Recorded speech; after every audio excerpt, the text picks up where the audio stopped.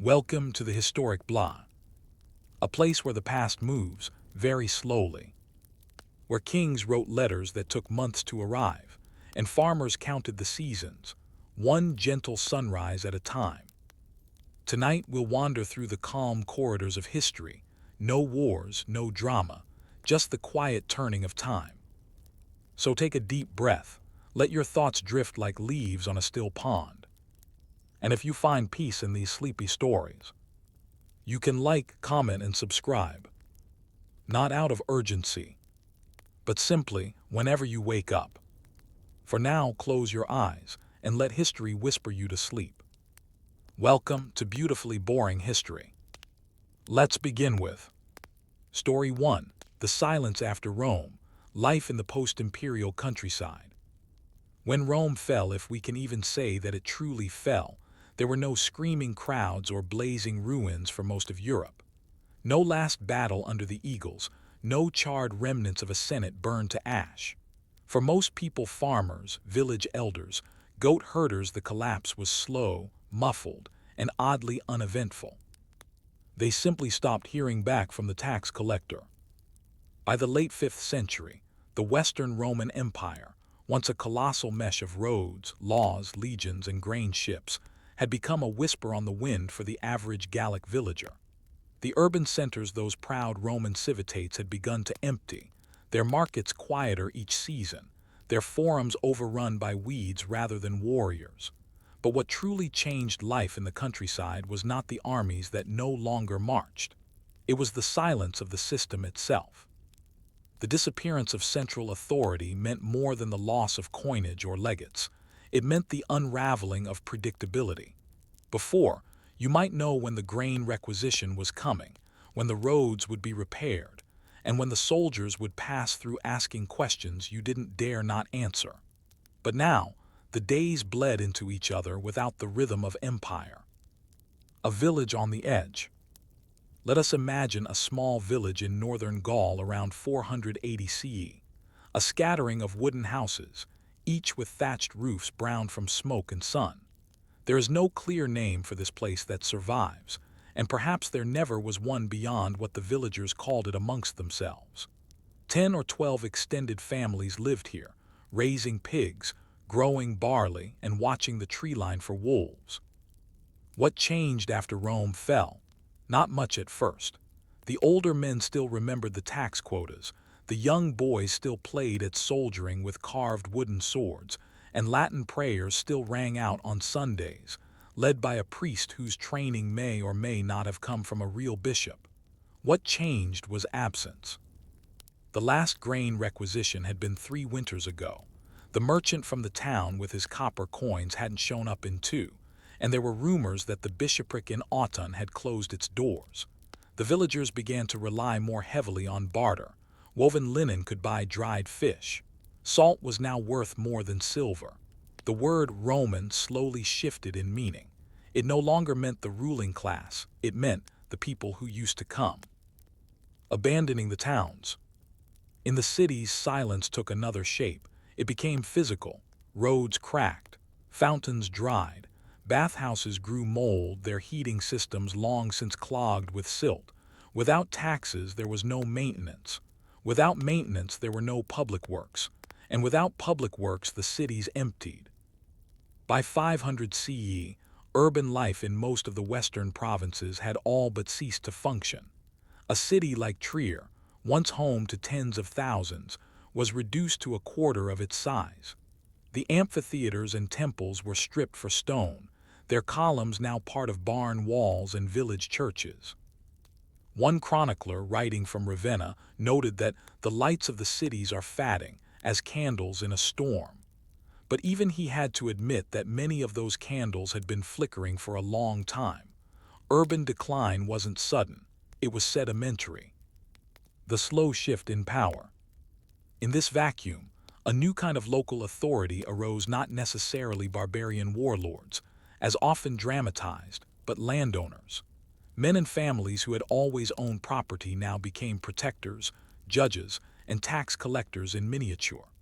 The Roman villa economy of the 4th century, where noble families owned large estates worked by tenant farmers, morphed into something more rigid, more localized, and less Roman. This shift laid the earliest foundations of what we would come to call feudalism, but at the time it felt more like retreat, a retreat into the known, into the local. In uncertain times, people trusted their neighbors, their local lords, their kin.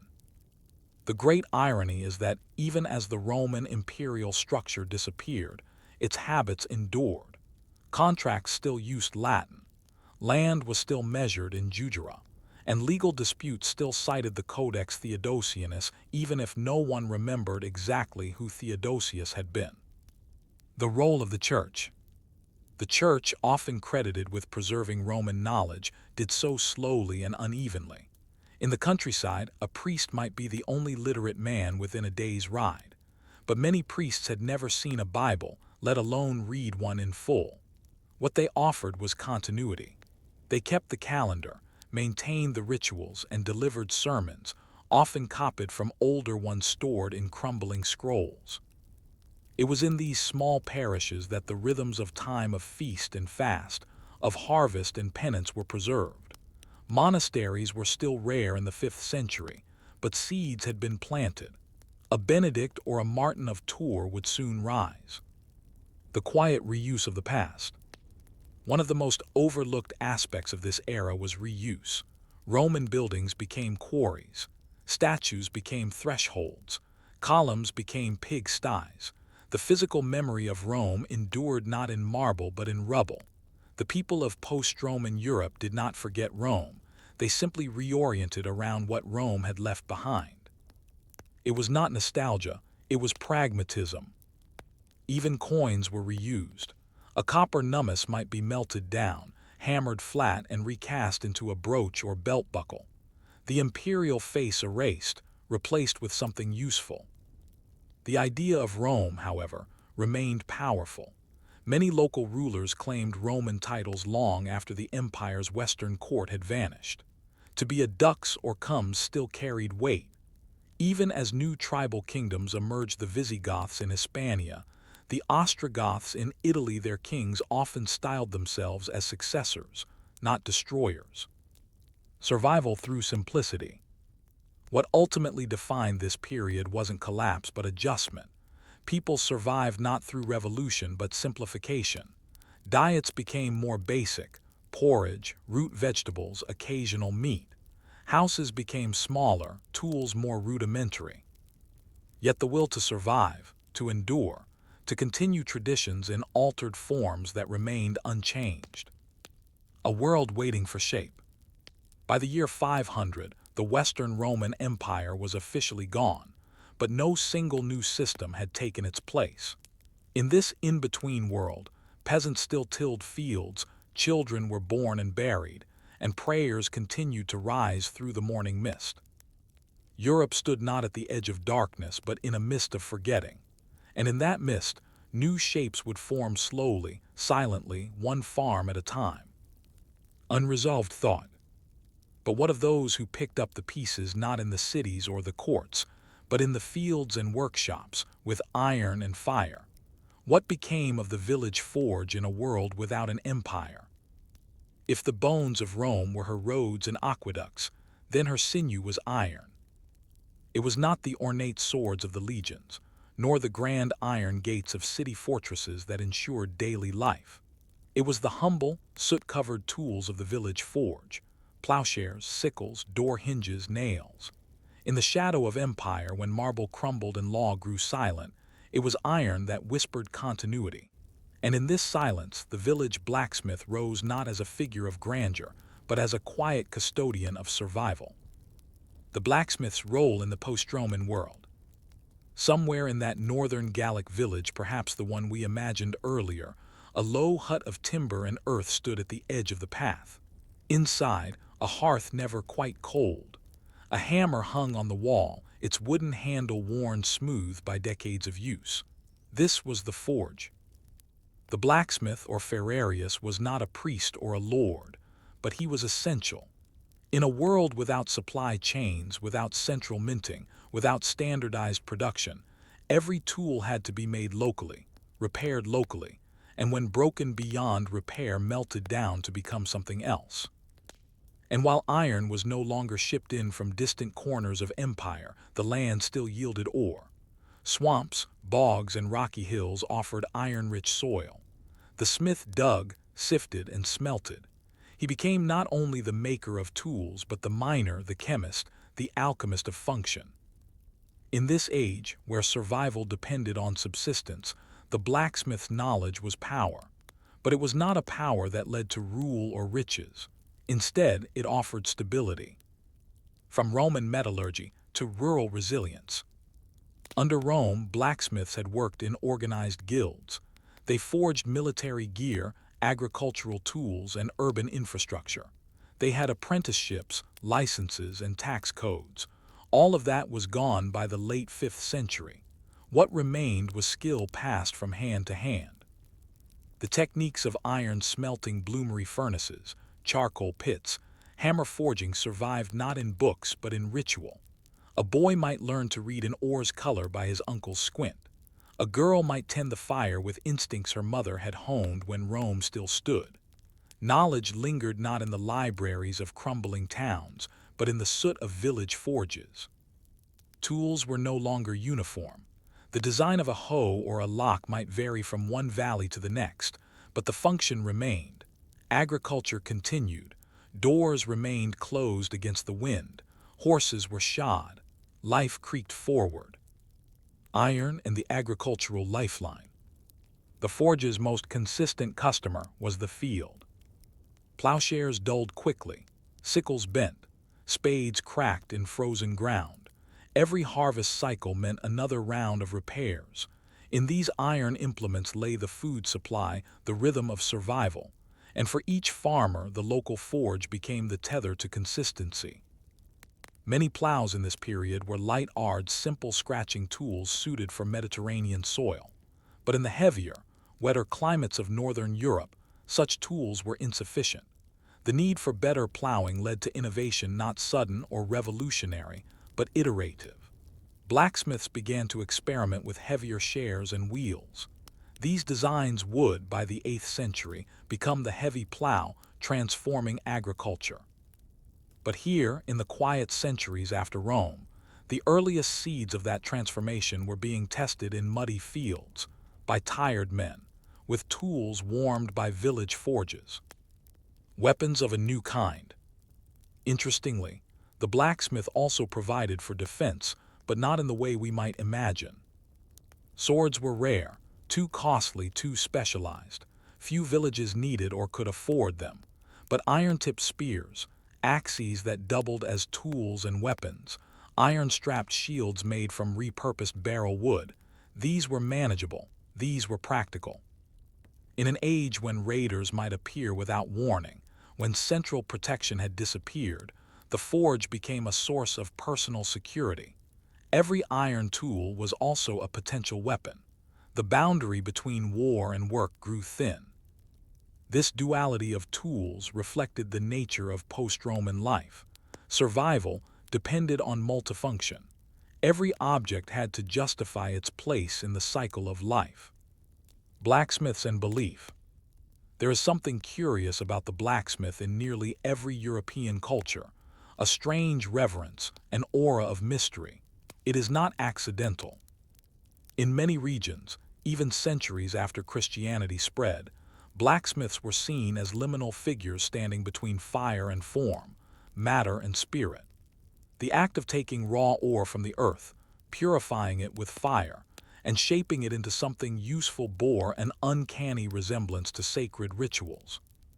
Some believed the forge was dangerous not just for its heat, but for its magic. In northern Gaul and into Germania, blacksmiths were sometimes exempt from taxes or avoided by local priests. In some tales they were healers, in others they were feared. Perhaps it was because they held knowledge that could not be read, only shown. Even as Christian monasteries began to spread and assert theological authority, the village forge retained its quiet spiritual presence. It was not the center of belief, but it was the place where work met wonder. Trade without roads. One often underappreciated element of early medieval life was the informal trade network that grew up between forges. Without imperial roads being maintained, formal trade routes declined. But blacksmiths formed a kind of slow-moving relay system of knowledge and materials. A traveling peddler might carry one village's nails to another in exchange for ore. A priest might bring a broken hinge from a ruined church to a smith known for precise work. These small exchanges created a web of connectivity. It was not fast, it was not efficient, but it was enduring. In some regions, traveling blacksmiths emerged men who carried their trade with them, setting up temporary forges in distant villages during harvest season. They were welcomed cautiously but needed badly. In time, they became nodes of culture, carriers of news, of styles, of methods. The forge, therefore, was not just a local institution. It was a quiet part of Europe's long rebuilding. Memory in metal. Perhaps most poignant of all was how iron preserved memory.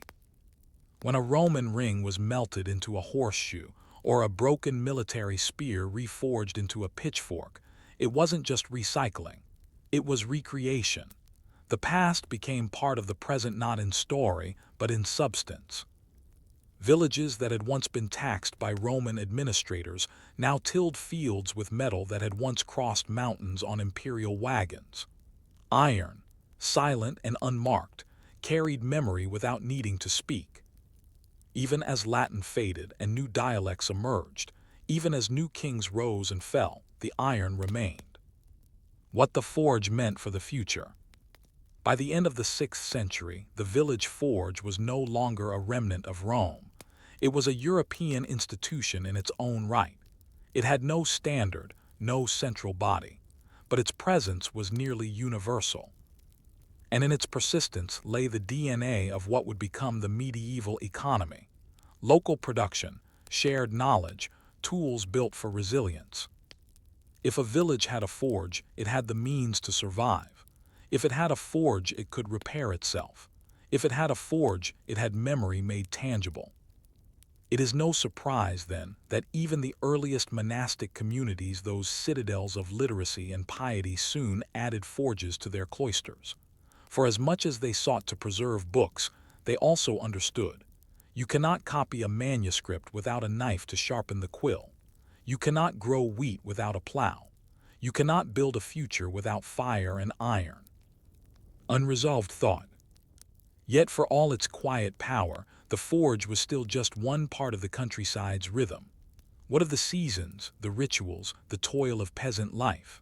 How did the common folk endure the long winters, poor harvests, and endless work without the empire, but not without hope? By the time the sun rose over the village and spilled across the thatched roofs, most of the work had already begun. There were no clocks, no alarms, no bells except those that hung in the modest church if the village even had one. But time was marked nonetheless, not by hours but by labor. In the absence of Roman precision, Europe's countryside adopted an older rhythm, one governed not by empire or edict, but by sun and soil. This was the real engine of survival in the centuries following Rome's retreat. The steady, uncelebrated toil of peasants whose names never entered a scroll, whose lives were rarely recorded, but whose endurance made everything else possible. The new calendar of labor. Time in the post-Roman countryside was not measured by days but by tasks. The people lived not in weeks or months, but in the season of plowing, the days of lambing, the long wet weeks before barley. These were agricultural economies that relied on the memory of the earth. The year began in spring with the preparation of the fields. Wooden plows, sometimes iron-tipped, often not scraped the land. Families worked in shifts. Children scattered manure.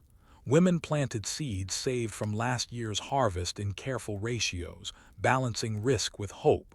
There were no seed catalogs, only experience. Summer brought maintenance. Weeds, pests, irrigation if available. This was the calm before the storm. If the crops grew well, spirits lifted. If they didn't, anxieties tightened.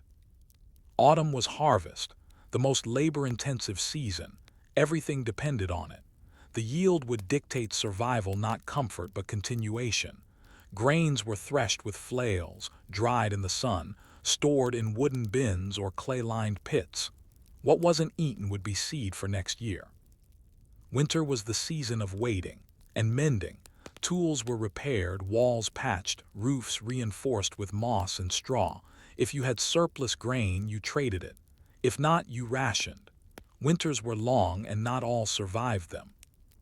This cycle, repeated endlessly, became the beating heart of early medieval life. And at the center of it was the household, not the state, not the city. Women's work and the silent economy. While men often labored in fields or in the forge, women controlled the internal economy of the home. They managed food stores, prepared fibers for weaving, tended chickens or pigs, and watched over the sick. Children clung to their skirts, and fire was kept alive day and night in the hearth. Without ovens or stoves, bread was cooked on hot stones. Soups were thickened with barley or lentils. Protein was rare. In many households, women brewed ale, a weak, cloudy drink, safer than water and often consumed daily by both adults and children. Herbs were used for healing: yarrow, chamomile, wormwood. These were passed down through oral tradition, not texts. A mother taught her daughter while mixing paste in a clay bowl. Marriage was a practical matter, often arranged within or between villages to consolidate land, labor, or livestock. Women had few legal protections outside ecclesiastical systems, and even fewer if they lacked dowries. Yet in the daily economy of survival, their role was central. It was this domestic economy, quiet, circular, constant, that ensured not just survival but stability. Feasts, fasts, and the shape of faith. Religion in this period was less theology and more rhythm. People did not argue doctrine, they followed patterns. The Christian calendar brought moments of variation: Lent, Easter, saints' days. These festivals provided respite and structure. Some were holdovers from pagan observances, rebranded by clergy who understood that conversion required familiarity. Christmas, for example, absorbed many winter solstice traditions. In practical terms, religious holidays also meant shifts in diet and labor. Fasting times were not just for piety, they helped stretch food stores. Pilgrimages were rare but sacred. If one villager made the journey to a holy site, they returned with stories, relics, or exaggerated miracles. Monks in the growing number of small monasteries kept written calendars and calculated Easter. But most villagers still relied on the sun, the stars, and the habits of the earth to guide their year. Bells marked the hours in monastic centers, but for villagers, it was the crow of the rooster, the angle of the shadow, and the aching of their limbs that told them when to rise and rest. Illness, injury, and the everyday risk of death. Medicine was rudimentary and highly localized. There were no hospitals in the countryside, no professional physicians. Wounds were cleaned with wine or vinegar, if available. Boils were lanced with heated knives. Fevers were treated with prayers and herbal infusions. Life expectancy hovered in the low 30s, but this was skewed by infant mortality. If you survived childhood, you might live to 50. Still, the margin for error was thin. A single infection could become fatal. A poor harvest could mean death by starvation. Even childbirth was a gamble. Midwives, often older women with decades of experience, guided the process. They had no instruments, only hands and knowledge honed by loss. Despite this, people did not dwell in fatalism. Life was hard, but it was familiar. Death was present, but not paralyzing. It was a part of the rhythm, not a disruption to it. The rise of the manor without the feudal code. Though the term feudalism would not emerge until later centuries, its foundations were already forming. With Rome gone, large landowners became micro-rulers. Some families absorbed smaller homesteads into their domain not through conquest, but through dependence. A poorer family might trade land rights for protection or seed. Over generations, this formed the manorial system. In this structure, villagers became tenants or even serfs bound to the land they worked. Their obligations were not always written but understood. A portion of grain, a few days of labor, seasonal dues. In return, they received access to mills, protection from raiders, or the right to gather firewood. This slow shift from communal independence to tied obligation would define the next era of European development.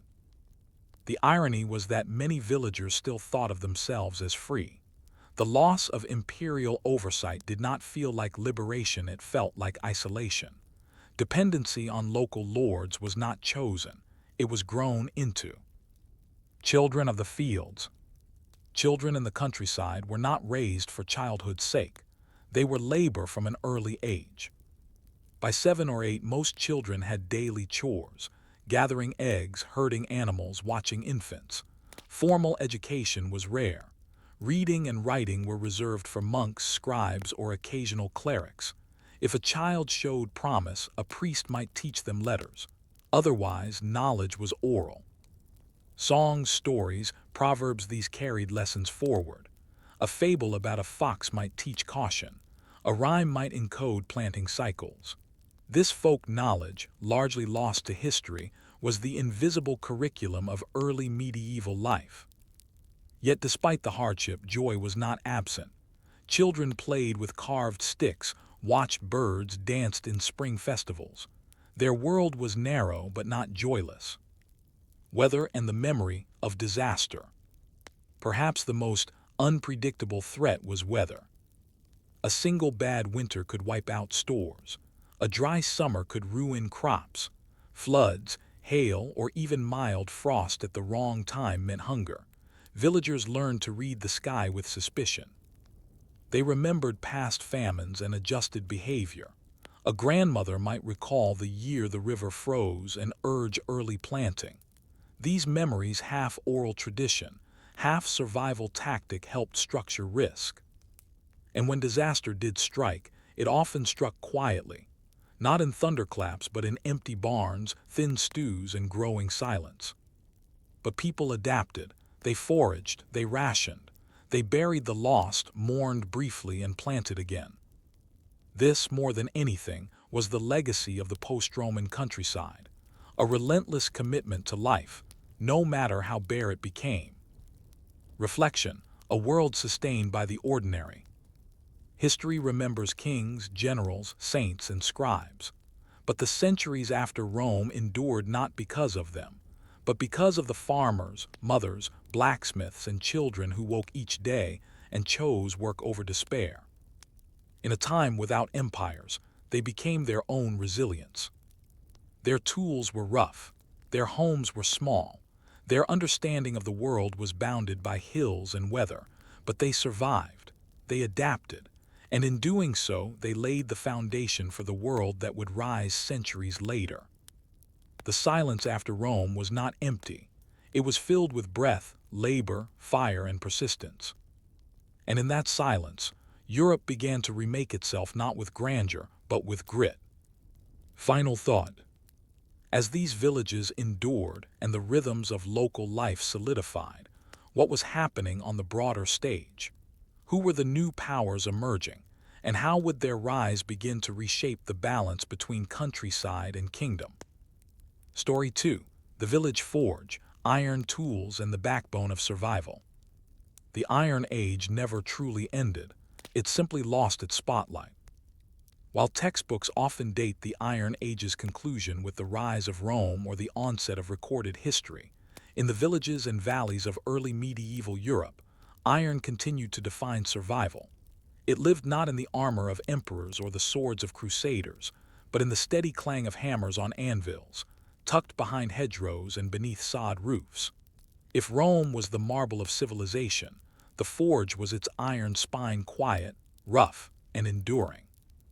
This story is not about war or conquest. It is about the village forge, obscure, essential, and endlessly smoky. It is about the blacksmith, whose hands knew the secrets of survival better than kings. The forge as a cornerstone of the early medieval village. After the collapse of centralized Roman power, there was no imperial mint to strike coins, no arsenal to issue weapons, and no bureaucratic apparatus to equip farms. Each village became an island of self-sufficiency. At the heart of many of these islands was a forge. Some forges were permanent fixtures, stone and timber structures at the edge of settlements where sparks flew day and night. Others were seasonal, set up during times of need, before the harvest, before winter, before defense was necessary. All required the same ingredients: iron ore, charcoal, air, and skill. In these humble workshops, men worked in silence punctuated by clangs and hisses. Bellows exhaled breath like dragons, fueling furnaces hot enough to turn stone into blood. Iron was smelted in bloomeries, a slow and careful process that yielded a spongy lump called a bloom. This was beaten repeatedly, with sweat and rhythm, to expel impurities and shape the usable metal. The results were not glamorous. They were hinges, nails, buckles, plowshares, knives, horseshoes, items so common today they are invisible, but in this time they were life. The origins of the blacksmith's knowledge. The village blacksmith did not learn from books. Literacy was a distant concept, often confined to clergy and royal courts. Instead, he inherited his knowledge by watching, doing, and failing. A master passed down the technique to an apprentice, who would spend years learning how to judge temperature by color, to feel weakness in metal by touch, to hear the readiness of iron by sound alone. There were no thermometers, no standardized molds. Every piece was unique. Yet, across Europe, from the forests of Saxony to the marshes of Brittany, blacksmiths developed eerily similar practices. This shared technology, spread by word of mouth and by wandering smiths, shows how deeply interconnected even isolated villages were. A tool that worked in one soil was copied and adapted in another. A hinge that lasted through 10 winters was prized and emulated. The blacksmith, then, was not just a laborer. He was an engineer, a chemist, an artisan. His work was less flashy than the goldsmith's and less sacred than the scribe, but it was arguably more important. For when the plow broke, the field went untilled. When the latch snapped, the food store was vulnerable. When the knife dulled, the family went hungry. Iron's cost and scarcity. Iron in the early medieval countryside was not abundant. Large-scale mining operations had vanished with the Roman Empire. What remained were local sources: bog iron, small surface veins, scavenged ruins. Blacksmiths often worked with repurposed metal. Old horseshoes became sickles, bent nails became hooks, broken weapons became hinges. Nothing was wasted. Iron had memory, layer upon layer of past use folded into new life. Trade was rare but not absent. In some regions, iron ingots were passed between villages in exchange for livestock, grain, or wool. In others, ore was gathered communally from nearby hills or streams. The burden of smelting often fell to one or two specialists who managed the dangerous furnaces while the rest of the village prepared fuel and ore. Even charcoal, necessary for heating the forge, required careful management. Trees were cut, stacked, and burned in covered pits to produce the dense, hot-burning fuel. Too much cutting and the forest suffered. Too little and the forge went cold. The balance was delicate. Tools of the forge, beyond the hammer and anvil. A typical forge consisted of more than just a hammer and anvil. The medieval blacksmith's toolkit was remarkably sophisticated. Tongs of various shapes to hold hot metal, punches and chisels to shape and perforate, swages and fullers to mold metal, bellows often operated by foot or assistant to intensify heat. Even the anvil evolved over time. Early anvils were simple iron blocks. Later versions had horns for shaping curves. Some were fixed in stumps. Others rested on stone platforms. Each tool had a function. Each was often made by the blacksmith himself, meaning every forge was both a factory and a workshop of its own machinery. In wealthier communities or monastic estates, forges might include water-powered hammers, large contraptions that turned streams into labor. But these were rare luxuries. In most places, the hammer was still swung by human hands, hour after hour. Forging community identity. The forge was more than a workplace. It was a gathering place. Villagers came to the forge not just for tools, but for news, for favors, and sometimes for judgment. Because of their unique role and often rare skills, blacksmiths held a strange status. They were not nobility, nor clergy, nor peasants in the traditional sense. They were a class apart, skilled laborers, necessary for every aspect of life. This sometimes bred respect, sometimes suspicion. In some folklore, the blacksmith was a trickster. In others, a priest of flame. The boundary between superstition and trade was thin. Some villagers believed the smith could curse or bless. Some blacksmiths reinforced this idea not for power but protection. And when disputes arose, the blacksmith might serve as a witness or arbiter. His reputation for fairness or at least impartiality often made him the local reference point for honor. The gendered world of the forge. It is often assumed that all blacksmiths were men. In many cases they were. But records, however sparse, show that women sometimes worked in or around the forge, particularly when a husband died or during times of war. In such cases, a widow might take over the forge temporarily or teach the craft to her sons. Some women became skilled in specific tasks, sharpening, bellows operation, or repairs. While rare, female blacksmiths remind us that the medieval economy was shaped not just by rigid roles, but by necessity. Where skill was required and survival was at stake, rules could bend. The blacksmith and the church. As Christianity spread, forges found themselves entangled with new doctrines. Some clergy praised the blacksmith as a symbol of honest labor. Others feared the forge's connection to pre-Christian ritual. After all, the fire, the shaping of metal, the rhythm, it all echoed ancient rites. In some texts, smiths were seen as alchemists, their fire a symbol of purification. By the 9th century, monastic communities began building their own forges, not only to arm themselves or build tools, but to assert control over this essential craft. The monastic forge became a place where divine labor met practical necessity. Yet in the small villages far from abbeys, the local forge remained independent, its rituals unchanged, its purpose unwavering. Unresolved thought. But what happens when tools become more than instruments of survival? What happens when ironwork begins to shape not just the field, but society itself? How does the forge evolve from a place of labor to one of transformation? By the 7th and 8th centuries, something subtle yet significant had begun to change in early medieval Europe. The forge, once a humble survival outpost tucked at the edge of each village, began to shape more than just the tools of labor.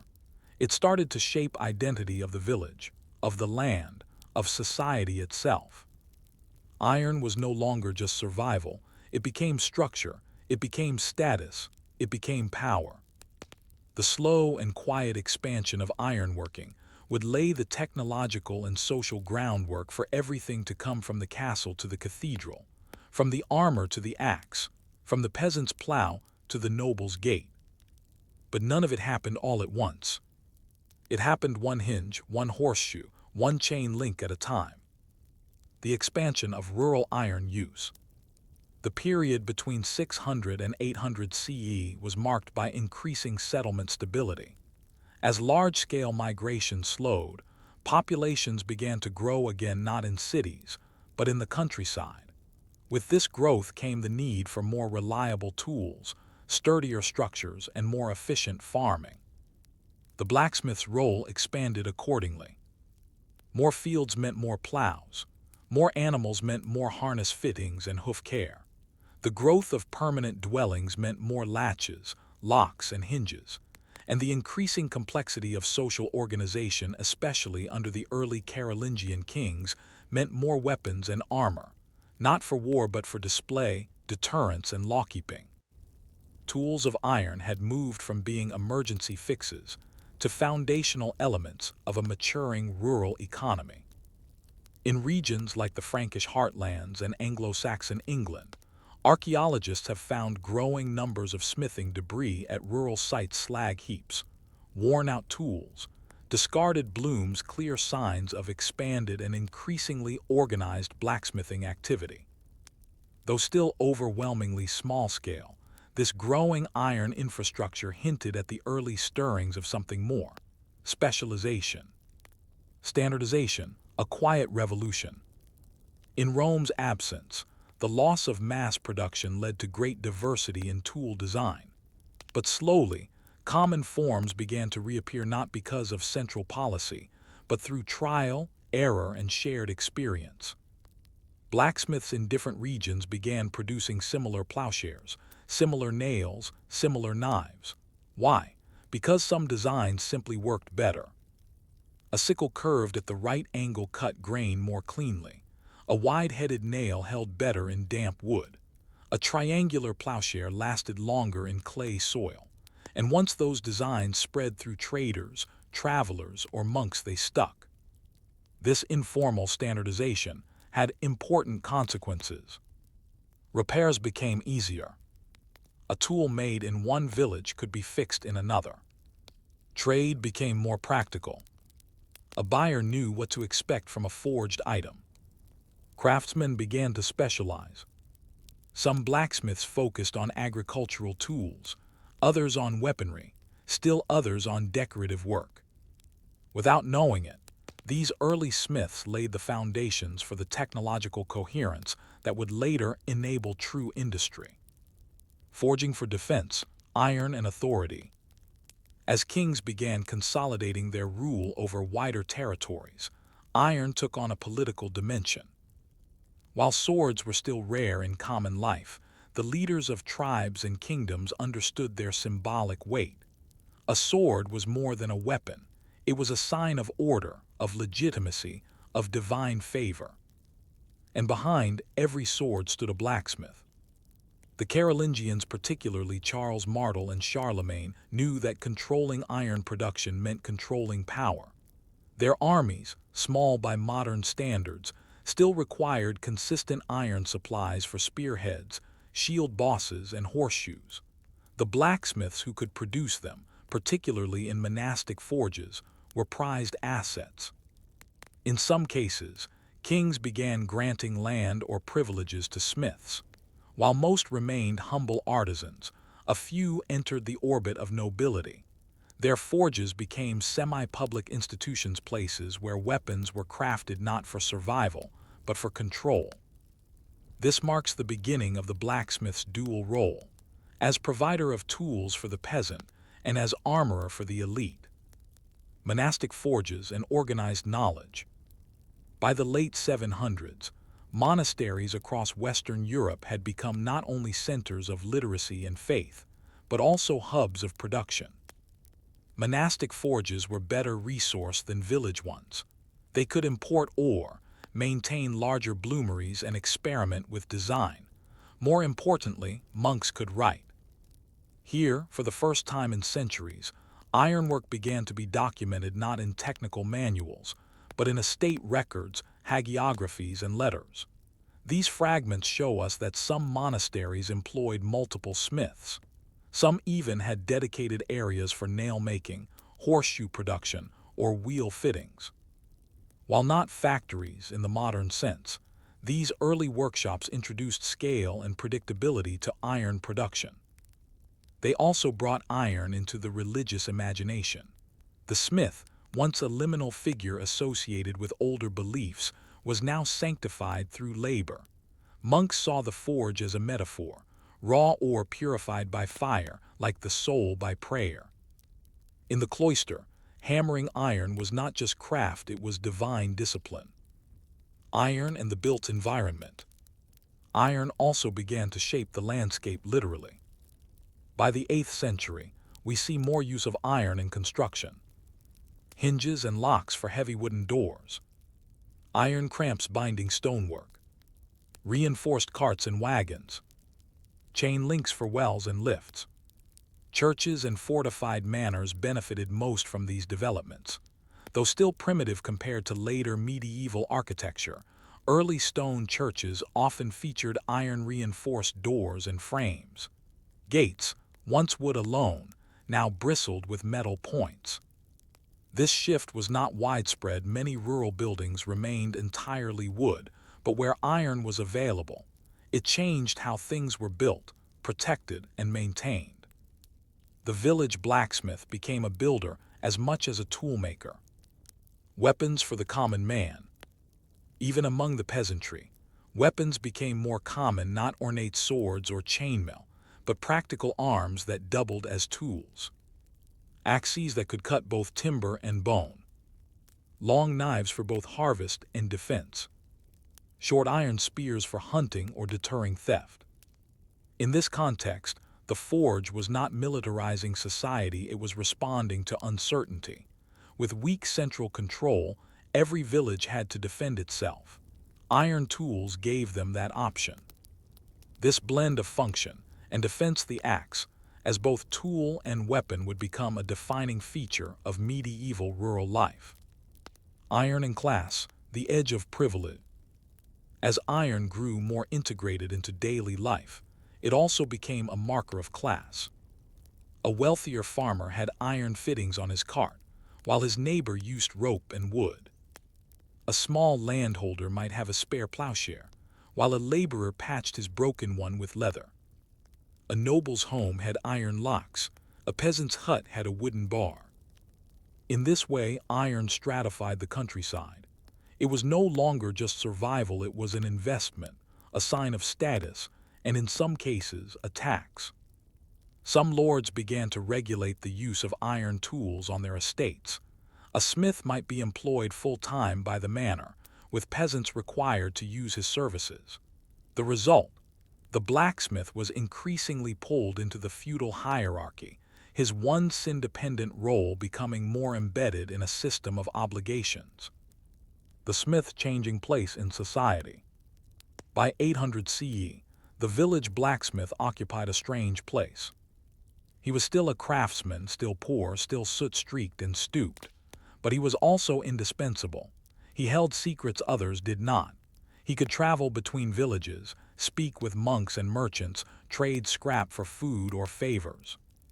He was, in many ways, the first true artisan of the early medieval period, someone whose labor required not just strength, but expertise.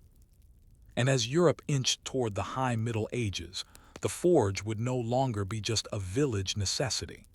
It would become the foundation of commerce, the enabler of warfare, and the quiet architect of Europe's rebirth. Unresolved thought. But what of the forge's cultural legacy? What myths, symbols, and sacred meanings grew out of centuries of hammering metal and fire? How did the blacksmith become not just a tradesman, but a legend? By the end of the 8th century, the forge had done more than shape tools, it had shaped meaning. In a world that had largely forgotten how to read but still remembered how to tell stories, the blacksmith became more than a man of labor. He became a symbol. Fire, hammer, iron. These were not just the sounds of survival anymore. They were the rhythms of myth, the metaphors of faith, and the echoes of memory in a changing world.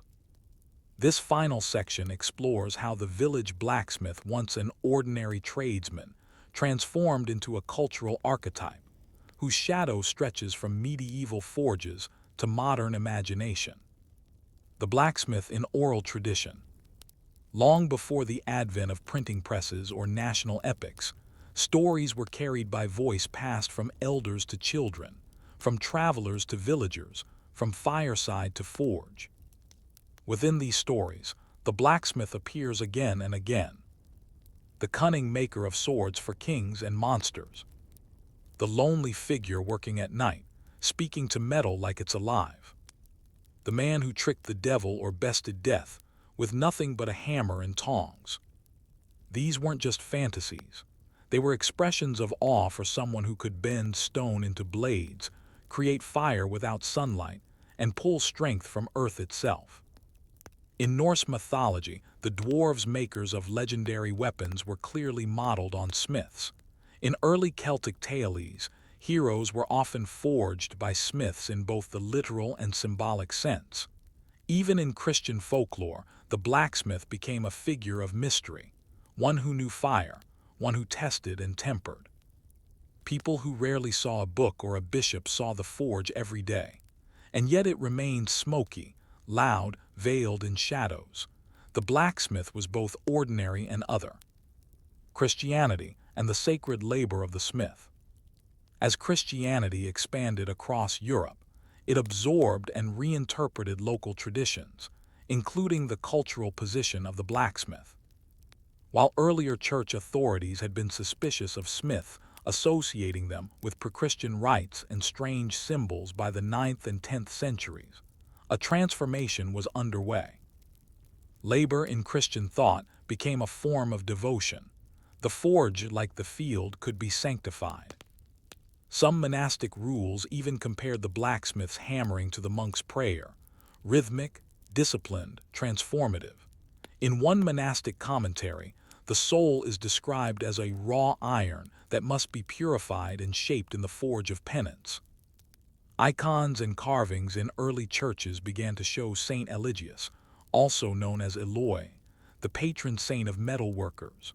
A former goldsmith himself, Eligius became a symbol of how skilled craft could serve faith.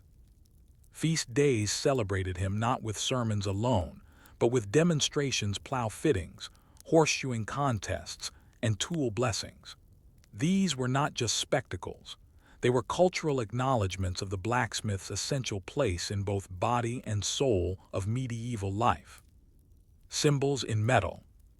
The forge also shaped symbols. Iron itself was viewed as protective. Nails, horseshoes, and knife blades were placed above doors or worn as amulets. Iron was thought to ward off evil, to root a home in the earth, to mark boundaries between the wild and the civilized. The act of forging became a metaphor. The soul as metal, tested by fire. The kingdom as a blade, hammered into order. Justice as the anvil, law as the hammer. Even in legal codes, blacksmiths appeared as metaphors of consistency and integrity. The hammer became not just a tool but a sign of authority, eventually becoming the gavel in courts, the seal in royal charters. Ironwork shaped not just objects but ideas. Blacksmithing and the rise of guild culture. By the 10th century, just outside our story's timeframe, the groundwork laid by generations of village blacksmiths gave rise to the first formal craft guilds in growing towns. These guilds would regulate training, protect trade secrets, and standardize prices. But they were built on centuries of unrecorded knowledge passed through muddy lanes and smoky huts.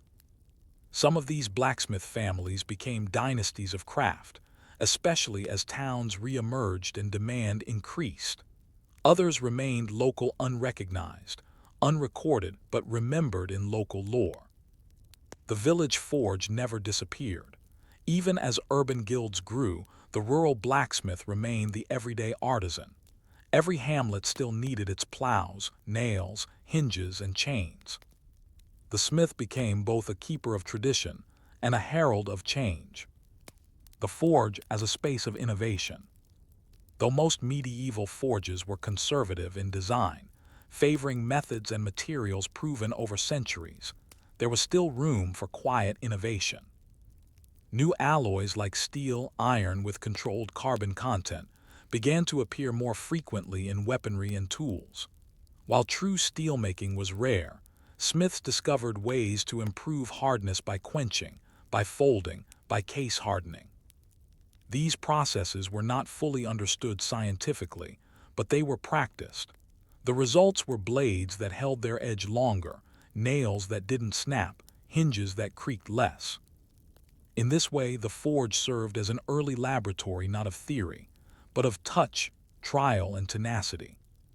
From survival to craftsmanship. In the post-Roman centuries, the blacksmith's primary function was survival, make what the village needs. But by the late 8th and 9th centuries, artistry began to re-emerge. Some blacksmiths added decorative flares to tools, curling iron handles, embossed symbols, twisted metal borders. Horseshoes were stamped with owner marks. Knives bore makers' signs. Locks were given intricate keys. These weren't luxury items. They were personal expressions of pride in work. The shift from function to form reflected a growing cultural confidence. Europe was not yet reborn, but it was no longer simply recovering. The echo of the hammer. The forge's legacy, then, is not one of glory, but of grit. It didn't shape cathedrals, at least not directly. It didn't crown kings or win battles in its own name, but it made the hinges on cathedral doors. It shod the horses that bore kings. It armed the men who fought. It was always there, out of sight, but never out of consequence. The blacksmith, covered in soot and scar tissue, was the archetype of honest labor. In story and song, he endured while others rose and fell. He became a reminder that behind every grand moment in history, someone had to sharpen the blade, mend the harness, shape the key. Reflection, a lasting impression. As medieval Europe began to rise slowly, haltingly from the ruins of Rome, the forge remained steadfast, not as a monument but as a heartbeat. The village forge, once a place of mere survival, became a wellspring of culture, technology, and meaning. Its fire never truly went out, it just changed shape. Even today, the image of the blacksmith endures. In fantasy, in symbolism, in heritage crafts. But its roots lie here, in muddy villages and smoky huts, where history was not made by declarations but by hammers. Final thought. As iron continued to shape the early medieval world, another silent revolution was unfolding, not in metal or fire, but in ink, parchment, and the rhythms of prayer. What role did monasteries play in preserving and reshaping Europe's forgotten knowledge?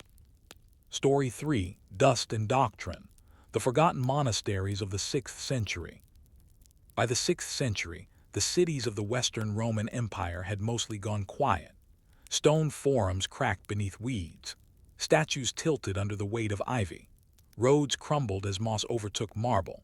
But in pockets of solitude, sometimes atop hills, sometimes deep in forests, sometimes tucked into the ruins of old villas, something remarkable was unfolding. Memory was being preserved, not by scholars or senators, but by men who had sworn to renounce the world. These were the monks of the early Middle Ages, the quiet keepers of books, prayer, and discipline. The monasteries they built were not grand stone cloisters with stained glass and towers. Those would come later. These were wooden or stone enclosures, humble and drafty, often built by hand, and always shaped by rule and rhythm.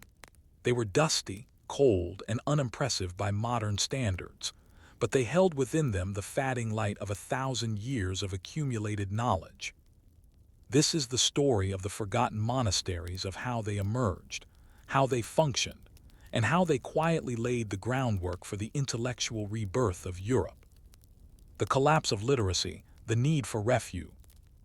After the fall of Rome, literacy receded from public life. Schools closed. Libraries decayed. Few outside the clergy could read or write with confidence, and even many local priests had only rudimentary training. Latin, the language of law, letters, and learning, persisted, but began to fragment into dialects that would one day become French, Italian, and Spanish. In this climate, the monastery became more than a place of worship. It became the last stronghold of reading, writing, and remembering. The first generation of post-Roman monks were not scholars. They were survivors, men fleeing chaos, decadence, or violence. They saw in Rome's collapse not just a political failure, but a spiritual one. For them, solitude was salvation, and structure was safety. They withdrew to wildernesses. They built cells from mud and stone. They organized their days by prayer and work, and slowly they began to copy books. The early monastic model, Ireland and beyond. Some of the most influential early monasteries arose far from the ruins of Rome in the misty hills of Ireland, where Roman control had barely reached, but Roman Christianity had still taken hold. Figures like St. Patrick, St. Finian, and St. Columba helped lay the groundwork for Irish monasticism in the 5th and 6th centuries. These monasteries were unlike their continental counterparts. They were often small, decentralized clusters of huts and chapels, surrounded by stone walls and open fields. But what made them extraordinary was their commitment to learning. In the face of mainland Europe's unraveling, Irish monks preserved and recopied texts religious, yes, but also classical, Latin poetry, philosophical treatises, even scientific works. They decorated them with intricate knots and marginalia, transforming the act of copying into a spiritual ritual. Places like Clonmacnoise, Clonard, and Iona became unlikely centers of literacy. Their influence would ripple outward, as missionary monks eventually traveled to what is now Scotland, France, and Germany, spreading not just religion but reading. The rule of Saint Benedict, order amid the chaos. While the Irish model emphasized asceticism and isolation, the rule of Saint Benedict, written around 530 CE in Italy, offered something more structured, something that could survive, replicate, and scale. Benedict of Nursia, disturbed by the moral decay of Rome and the unpredictability of hermit monasticism, founded a monastery at Monte Cassino and authored a rule-book for monastic life. It emphasized stability, obedience, and ora et labora, prayer and work. The day was divided into hours of manual labor, scriptural reading, prayer, and communal meals. Each task had a time, each bell a purpose. Monks under the Benedictine rule were to live communally, follow the abbot without question, and avoid personal ambition. Their labor included farming, gardening, tending to animals, cooking, and, importantly, copying texts. While Benedict did not focus specifically on scholarship, his rule created the conditions where scholarship could survive. A well-fed, literate monk with a quiet cell and a strict schedule could become a copyist, a reader, a preserver. As the Benedictine model spread through Gaul, Italy, and beyond, it quietly laid the foundation for what would become the great library monasteries of the later Middle Ages. The work of the scriptorium. The scriptorium, a writing room within a monastery, was the place where much of this preservation happened. It was not glamorous. It was cold, often poorly lit, and silent except for the scratching of pens. Monks sat on hard benches with ink-stained fingers, copying line after line from worn-out manuscripts onto scraped and stretched animal hides called parchment or vellum. One book could take months. Mistakes had to be carefully scraped away. The ink was handmade, often from oak galls or soot, mixed with wine or water. Margins sometimes held tiny drawings or comments. Not all were pious. Some monks wrote notes of fatigue. "So much writing and the day is long," one scribe lamented. Another simply wrote, "Thank God, it will soon be dark." But in those painstaking hours, the remnants of Roman law, early Christian theology, natural science, and even fragments of ancient Greek wisdom were copied and preserved. Most of these texts would never be read by more than a handful of people. Some would sit untouched for centuries, but they were there, waiting. Austerity, routine, and resilience. The success of these early monasteries was not due to wealth or political power. It was due to routine. Day after day, year after year, monks followed the same patterns.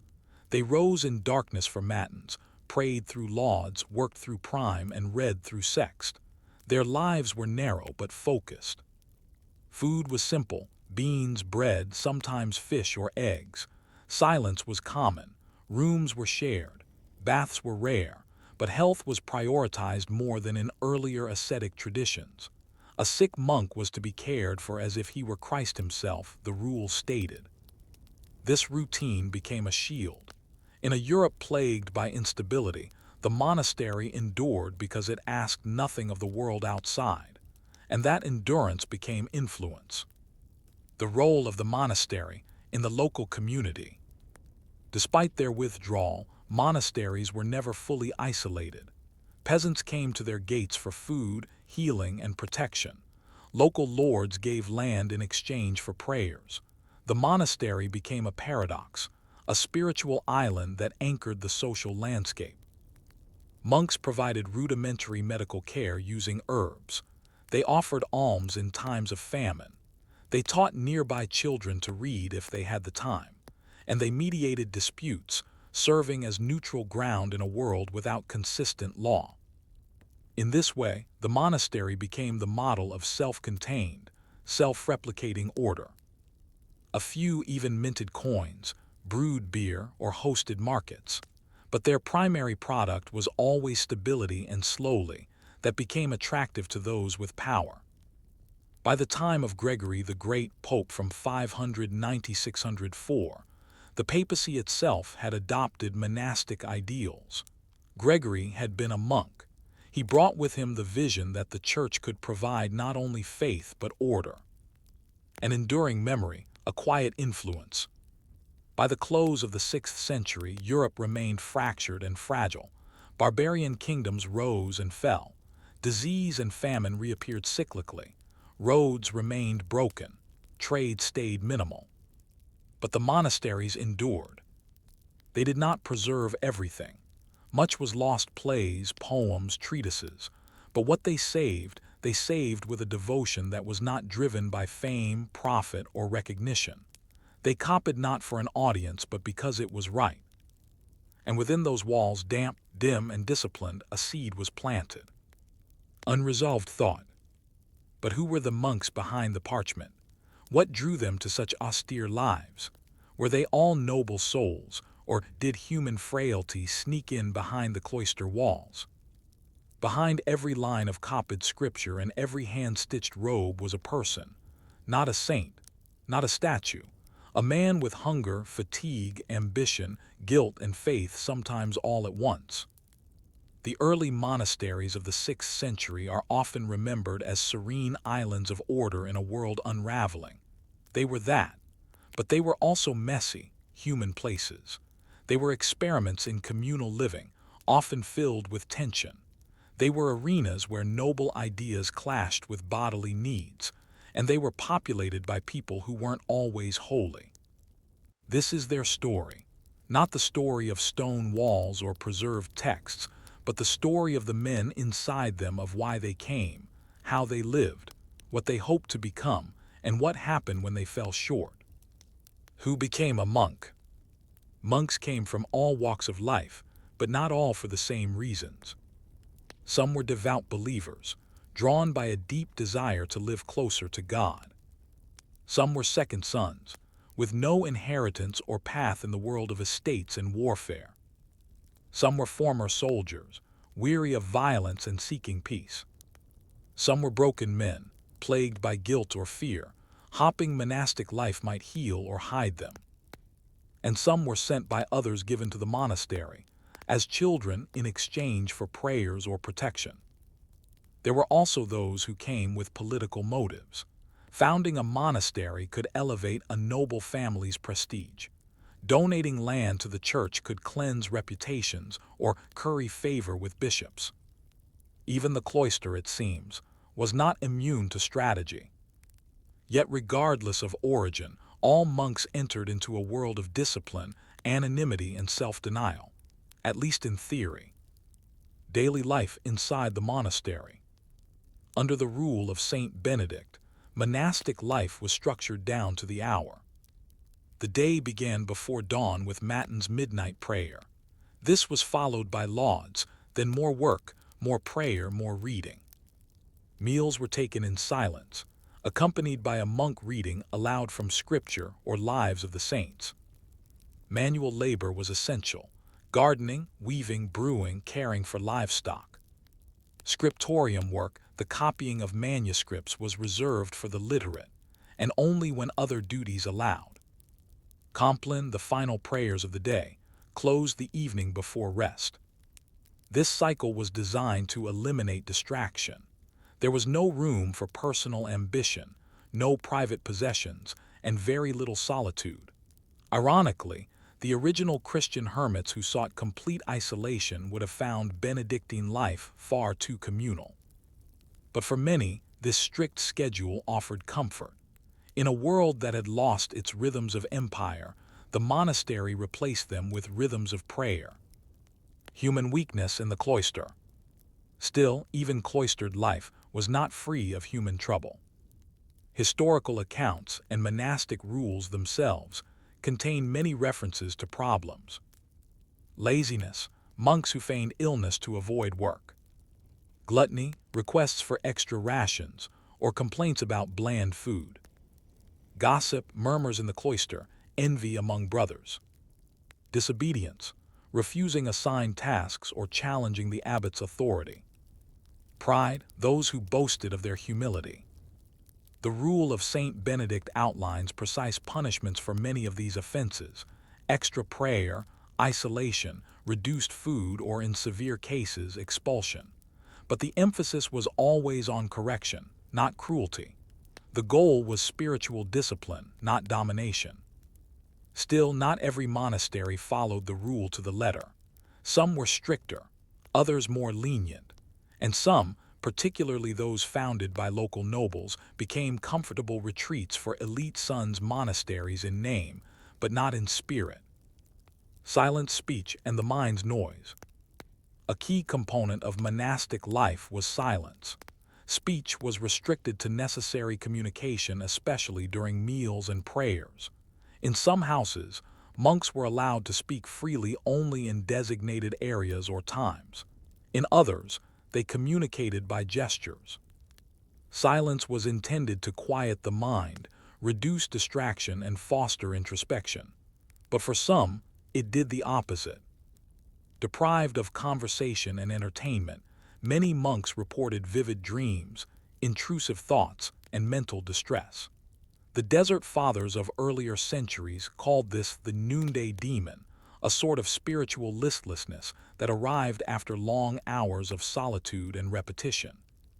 To combat this, monks leaned heavily on routine. Work, even if dull, was a form of therapy. Chants gave rhythm to the soul. Reading scripture aloud or silently offered anchors against drifting thought. But even the most devout monk would, at times, feel the weight of tedium. Health, aging, and dying in the cloister. Despite their austerity, monasteries often offered better health than the outside world. Meals, while plain, were regular. Water sources were usually protected and purified. Hygiene, while primitive, was emphasized more than in many villages. Basic medical knowledge, herbs, poultices, wound care was available. Monks who fell ill were cared for in infirmaries. Others took over their duties. There was a communal ethic. No monk was to be abandoned in sickness. Old age was not a burden but a blessing and opportunity to pass on wisdom. When death came, it was marked with prayer, simplicity, and burial in monastic grounds. Some monks viewed death not as an end but as the completion of a spiritual journey. Others feared it just as people do today. They prayed for mercy, for rest, for the grace to pass quietly. The monastery was, among many other things, a place to learn how to die well. Spiritual struggles and moments of doubt. Though cloister life was designed to protect against sin, it could not prevent doubt. Some monks questioned their calling. Others struggled with memories of family or lost love. Some envied the world's freedom. Others questioned God's silence in their suffering. These were not failures, but facts of the human experience. Monastic writings from the period are filled with confessions, hesitations, and cries for clarity. A monk named John, writing in Gaul in the late 6th century, recorded, "I have chanted the Psalms 1,000 times, and yet today my mind wandered after the third. I do not doubt God, but I doubt myself." Rather than deny these struggles, the best monastic traditions embraced them as part of the path. The rule reminded monks that perseverance, not perfection, was the true mark of holiness. The unexpected influence of the abbot. The abbot, or head of the monastery, played a central role. He was not elected by popularity but chosen for wisdom, often through consensus. His word was law. He assigned tasks, oversaw discipline, and resolved disputes. He was to be father and teacher but not tyrant. A good abbot could inspire devotion and peace. A harsh one could sow resentment. Some were scholars, others were builders. A few became saints. Many were just administrators trying to manage 30 tired men and a leaking roof.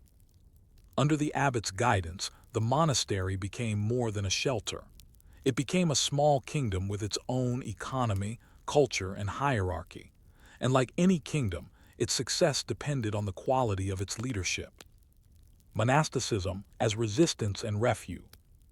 It is easy to imagine monasteries as merely spiritual retreats, but in 6th century Europe, they were also forms of resistance.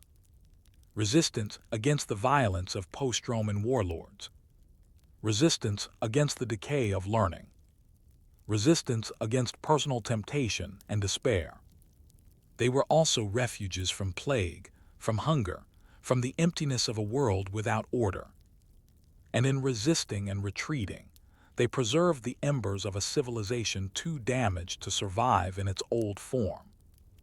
In this way, the dusty, modest monasteries of the 6th century became bridges between what had fallen and what might someday rise again. Unresolved thought. Yet behind the high walls and quiet hours, these monasteries were not static. Some grew, some fractured, some vanished. What determined their survival and what legacy did they leave behind? The 6th century in Western Europe was a time of aftermath. Rome was no more, but the world it once held together had not yet reassembled itself. The countryside remained fragmented. Trade routes lay dormant. Towns shrank or disappeared entirely. And yet, in that fog of disintegration, small fires remained lit behind monastery walls, fires of ritual, memory, and endurance. These early monastic houses were not intended to change the world, but by surviving it, they did. This final section traces how monasteries endured where kingdoms faltered, and how their quiet discipline shaped the coming centuries not through revolution, but through patient, recursive acts of survival. The conditions of monastic survival. Not every monastery lasted. Many were built of wood, vulnerable to fire, rot, or neglect. Some were too remote, others too exposed to raiders or local warlords. A monastery was only as strong as its leadership, its location, and its ability to maintain the rule. But some survived, and they did so because of land. Monasteries with fertile farmland or access to forest and stream had the resources to feed themselves and offer hospitality. Protection. Some were under the patronage of local lords who saw benefit in protecting a religious community for political legitimacy or spiritual merit. Reputation. A monastery known for its discipline or learning attracted new monks and donations. This, in turn, ensured continuity. Adaptability. The rule of Saint Benedict emphasized stabilitas loci, stability in place, but monasteries still had to adapt to drought, disease, or shifting political powers. Survival wasn't guaranteed, but those that did survive often became foundational institutions, repositories of memory, skill, and structure in a world with little of any. Manuscripts as time capsules.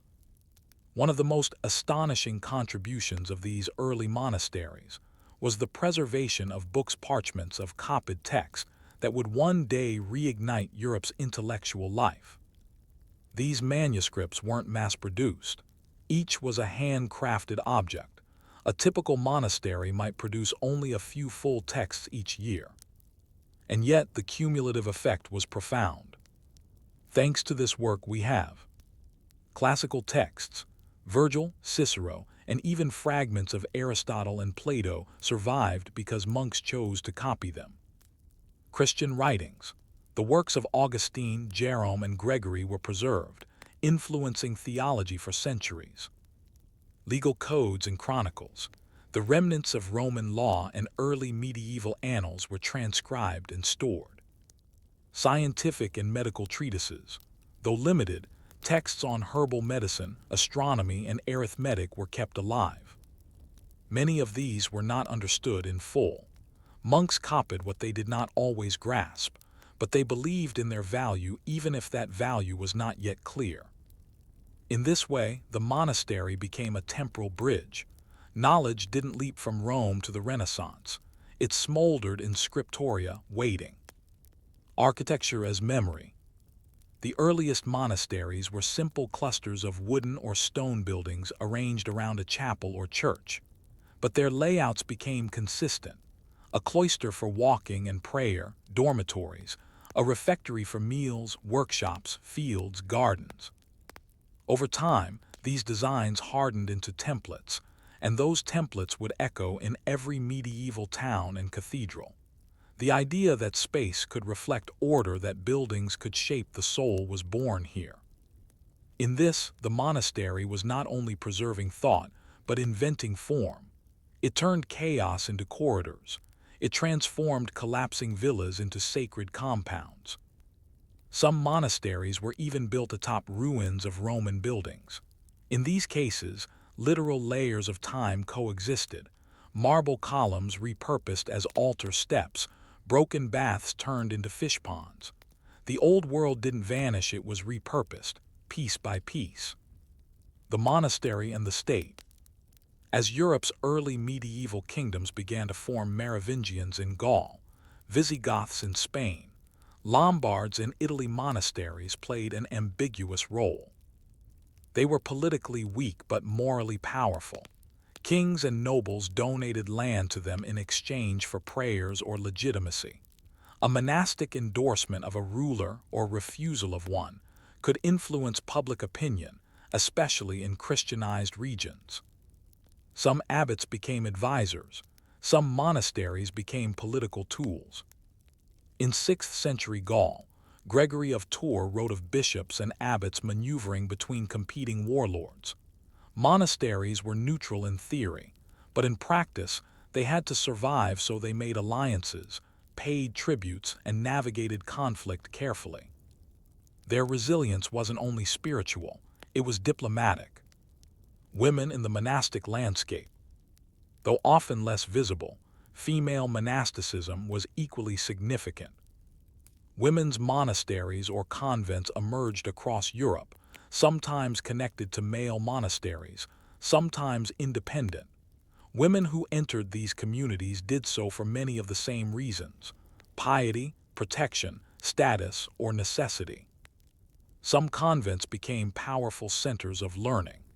Noblewomen like Radegund of Poitiers founded and led monastic houses that rivaled male institutions in discipline and influence. Nuns also preserved texts, practiced healing arts, and provided education to girls, especially from noble families. Their impact on literacy, medicine, and religious life has only recently begun to be fully appreciated. While women had few avenues for public authority in early medieval Europe, monastic life gave some of them space to lead, think, and create. From margins to centers. By the end of the 6th century, monasteries that had once stood on the margins of society were becoming its moral centers. They didn't spread through conquest or commerce, but through reputation and replication. A successful monastery might be asked to send monks to start a new one. Its rule would be copied, its layout imitated, its books borrowed. In this way, a monastic culture began to emerge, quiet, steady, and remarkably durable. By the time Charlemagne was born in 742 CE, Europe was already peppered with monastic communities, many of them descendants spiritually or literally of the 6th century pioneers. They had weathered wars, famines, and forgetfulness, and now they stood ready to support the next act in the continent's long, slow recovery. Reflection: the legacy of the unseen. It's easy to overlook these early monasteries. They lacked grandeur. Their names rarely survive. Their buildings, often wood and clay, have long since crumbled. And yet their influence echoes. They taught Europe how to preserve, how to endure, how to structure time, how to honor memory even when it feels futile. They reminded a fractured world that order was possible, that silence could be powerful, that the soul could be shaped by discipline, just as stone is shaped by the chisel. And though they sought to leave the world behind, they ended up helping rebuild it. Final thought. As these monasteries nurtured memory and learning in isolation, what of the land beyond their walls? How did Europe's scattered trade routes, once the arteries of empire, evolve without roads, without armies, and without Rome? Story 4. Salt routes and donkey tracks, commerce without empires. Long before banks, currencies, or contracts made in triplicate, trade was a matter of survival. In post-Roman Europe, where kingdoms were ephemeral and roads were no longer patrolled, commerce didn't disappear, it slowed, narrowed, and changed shape. The caravans of empire gave way to donkey caravans. Great seaborne networks shrank into local ferry crossings. Merchants became smugglers, middlemen, and monks. And yet goods still moved. Salt still reached inland farms. Cloth still found buyers. Wine still flowed, if less frequently. This is the story of early medieval trade, not the glamour of silk or gold, but the heavy, slow, and essential movement of boring but vital things: salt, grain, wool, and iron. It's the story of roads no longer repaired, of markets without coins, of commerce without empire. The Roman legacy: roads without rule. The Roman Empire had woven its world together. With more than law and legions, it had done so with stone. By the 4th century, Rome's road system stretched over 400,000 kilometers. These roads allowed grain from Africa to reach Gaul, or wool from Britain to reach the Rhine. Milestones stood at regular intervals. Road crews repaired damage. Way stations housed travelers and offered fresh horses. And then it stopped. With the fall of Rome in the West during the 5th century, these roads fell into neglect. The imperial system that had maintained them through taxes, labor levies, and military oversight vanished. Some roads remained usable for decades, even centuries. Others were quickly overgrown or damaged beyond use. Bridges collapsed. Stones were stolen for building projects. Ferries and fords replaced crossings. The world shrank. But the roads did not vanish entirely. People remembered them. Traders still used them, even if only in sections. Pilgrims walked them, abbots mapped them, and in time, they were reabsorbed into new trade routes worn thin by feet rather than wheels. Donkey tracks and pack routes. With wagons impractical on muddy, rutted terrain, most trade in the 6th and 7th centuries moved on the backs of pack animals: donkeys, mules, and small horses. These animals carried between 70 and 100 kilograms, each often in panniers or tightly bound bundles. A traveling merchant might lead 2 or 3 such animals, walking alongside them for dozens of kilometers at a time. Paths were not always formal roads. They were footpaths widened by generations of repetition, connecting farms, villages, and towns. Some wound through forests, others hugged rivers. Many had no name. They existed in memory, not on maps. Merchants traveled slowly, perhaps 20 kilometers per day at best. They avoided deep forests, swamps, and border regions unless guided by locals. Inns were rare. Most spent nights in barns, churches, or sleeping in the open. But they went, year after year, and so goods moved. What was traded? Forget silks and spices. The vast majority of trade in early medieval Europe was regional, practical, and often profoundly dull. But these goods kept communities alive. Salt, perhaps the most valuable everyday item, essential for preserving meat and fish, harvested from coastal marshes or salt mines and transported inland with great care. Grain, typically not traded long distance due to weight, but in times of famine or surplus, it moved between valleys and regions. Wool and linen, raw and processed. Wool was vital for clothing and could be traded in large bales. Linen, made from flax, was lighter but more labor-intensive. Iron tools and nails. Small iron items, knives, nails, plowshares moved from village forges to distant farms. Wine, transported in barrels or skins from Mediterranean vineyards to northern monasteries and nobles.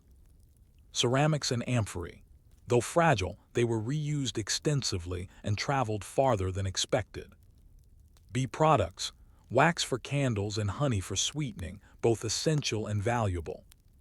Occasionally, luxury goods appeared: glass beads, colored cloth, even rare spices, but these were exceptions, not norms. Most trade was barter-based and deeply local. Markets without coins. In a world where imperial coinage had all but disappeared, money was scarce. Roman coins continued to circulate long after the empire's fall, but as they wore thin or were hoarded, alternatives emerged. Barter, the most common form of exchange. A farmer might trade a sack of barley for a knife, or a length of homespun cloth for salt. Commodity currency. In some areas, certain goods, especially salt or silver weight, acted as standardized measures of value. Coin reuse. Old Roman coins were sometimes clipped, melted, or marked by local rulers. New coinage did not become widespread until the 8th century. For merchants, this meant negotiation was constant. Prices were fluid. Trust mattered. Some monasteries or noble courts minted their own coins, but their reach was limited. In most villages, the closest thing to a ledger was memory. Merchants and their lives. Merchants were neither admired nor despised. They were outsiders, tolerated when useful, distrusted when not. They traveled lightly, often alone or in small groups. Many carried wares tied in bundles or hidden in carts. They learned local dialects, negotiated with priests and lords, and kept mental maps of who owed what. In some regions, they were taxed or required to pay tolls to pass through manorial land. Elsewhere, they found protection in monasteries, which valued trade for their own needs. Safety was a constant concern. There were no standing armies or police. Bandits, lawless soldiers, and desperate peasants posed risks. Merchants sometimes carried small weapons, daggers, short swords, but often relied on speed and subtlety. Yet they persisted, for in a world with little surplus, the man who could bring your village what it lacked, a barrel of salt, a sharp new knife, a skein of bright cloth, was always welcome. The role of the monastery in local trade. Monasteries, while primarily spiritual institutions, played a growing role in early trade. Storage, they had granaries, wine cellars, and storehouses useful for local redistribution. Labor, monks and lay brothers made cheese, beer, cloth, and candles, sometimes in surplus. Patronage, their relatively secure and permanent locations made them natural hosts for traveling merchants. Literacy, monks could read, write, and tally, useful in a barter economy where record-keeping was rare. Some monasteries even developed trade relationships with others. A coastal house might send salted fish inland. A mountain monastery might send wool or herbs in return. Trade became part of their quiet ministry, not shouted from pulpits, but baked into the rhythms of exchange and hospitality. The evolution of routes. As the century progressed, certain routes became more reliable. Salt roads from the Mediterranean reached into Gaul. Wool moved from the British Isles into the lowlands. Alpine passes, though dangerous, remained vital links between northern Europe and Italy. These were not trade routes. In the grand sense, there were no caravanseries or royal guards, but they were arteries, worn thin by repetition, known to those who needed them. Eventually, they would form the backbone of later medieval commerce. But here, in the 6th and 7th centuries, they were still half-forgotten Roman tracks, donkey paths, and word-of-mouth directions. Unresolved thought. But if merchants and monks were quietly holding the web of commerce together, who controlled the land they crossed?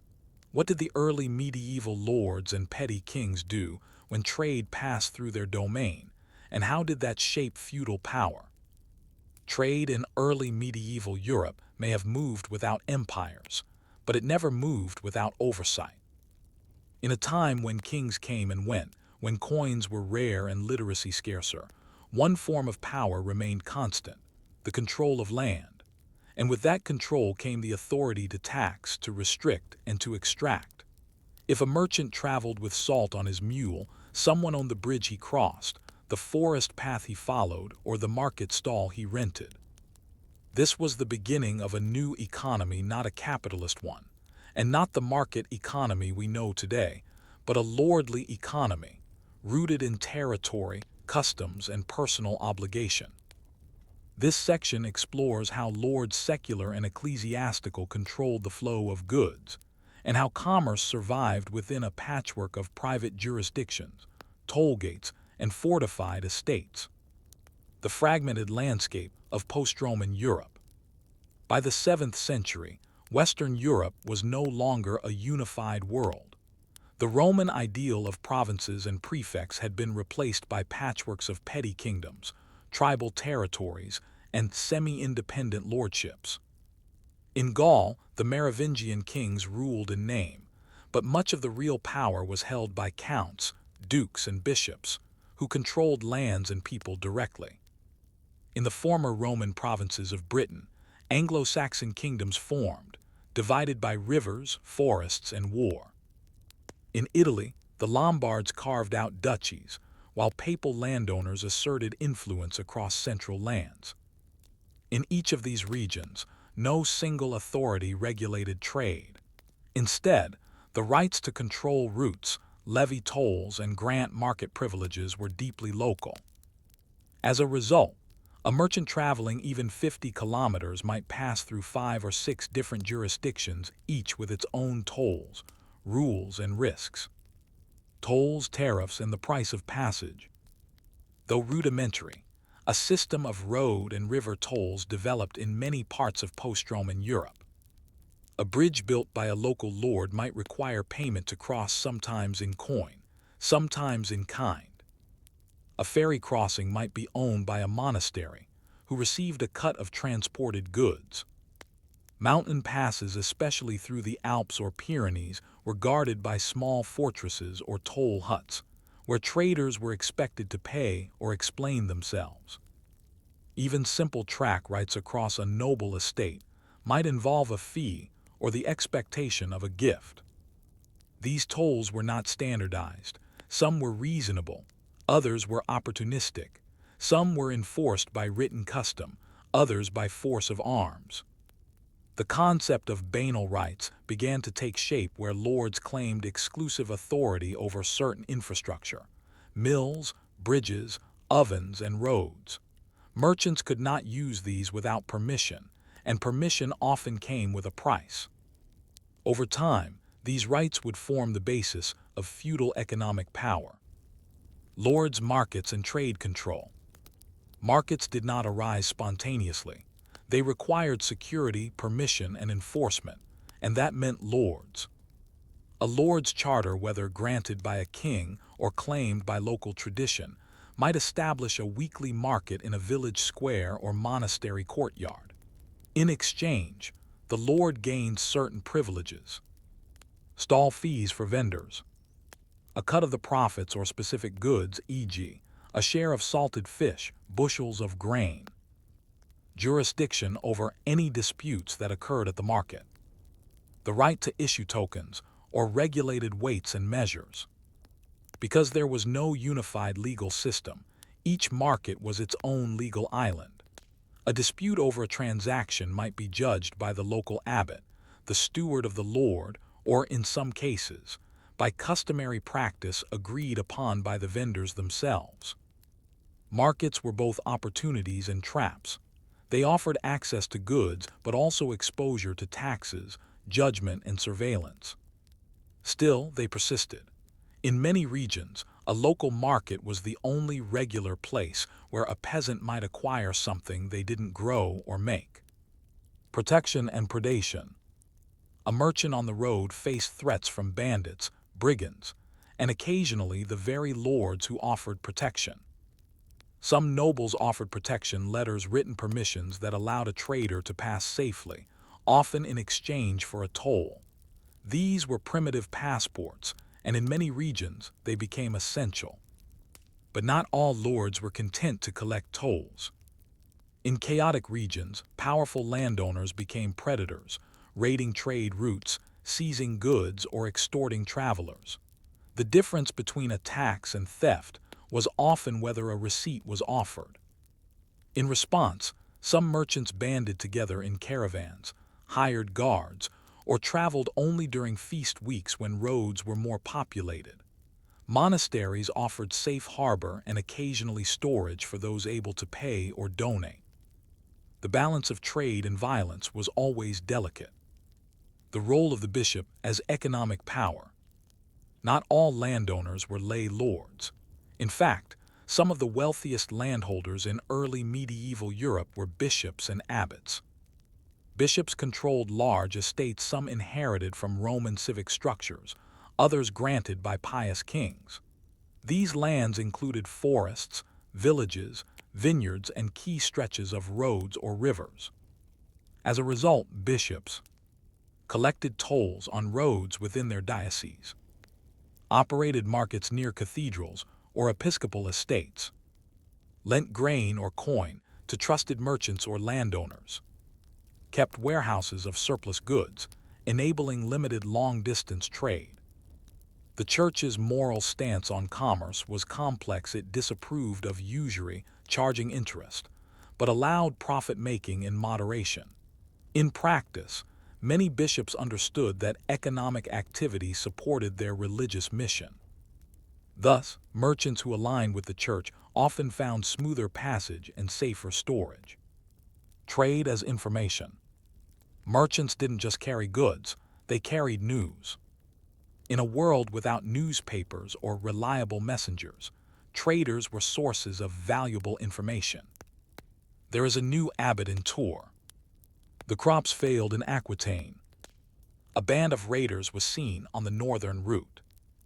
Lords, especially isolated ones, valued these updates. Some even hosted merchants longer than necessary just to gather intelligence. In this way, trade supported not just the economy, but the intelligence networks of early medieval politics. A shrewd merchant might sell his wares and offer a story, each earning him favor. Trust, ties, and reputation. In the absence of formal contracts, trust was everything. Many merchants worked within closed networks, families, ethnic groups, or guild-like circles.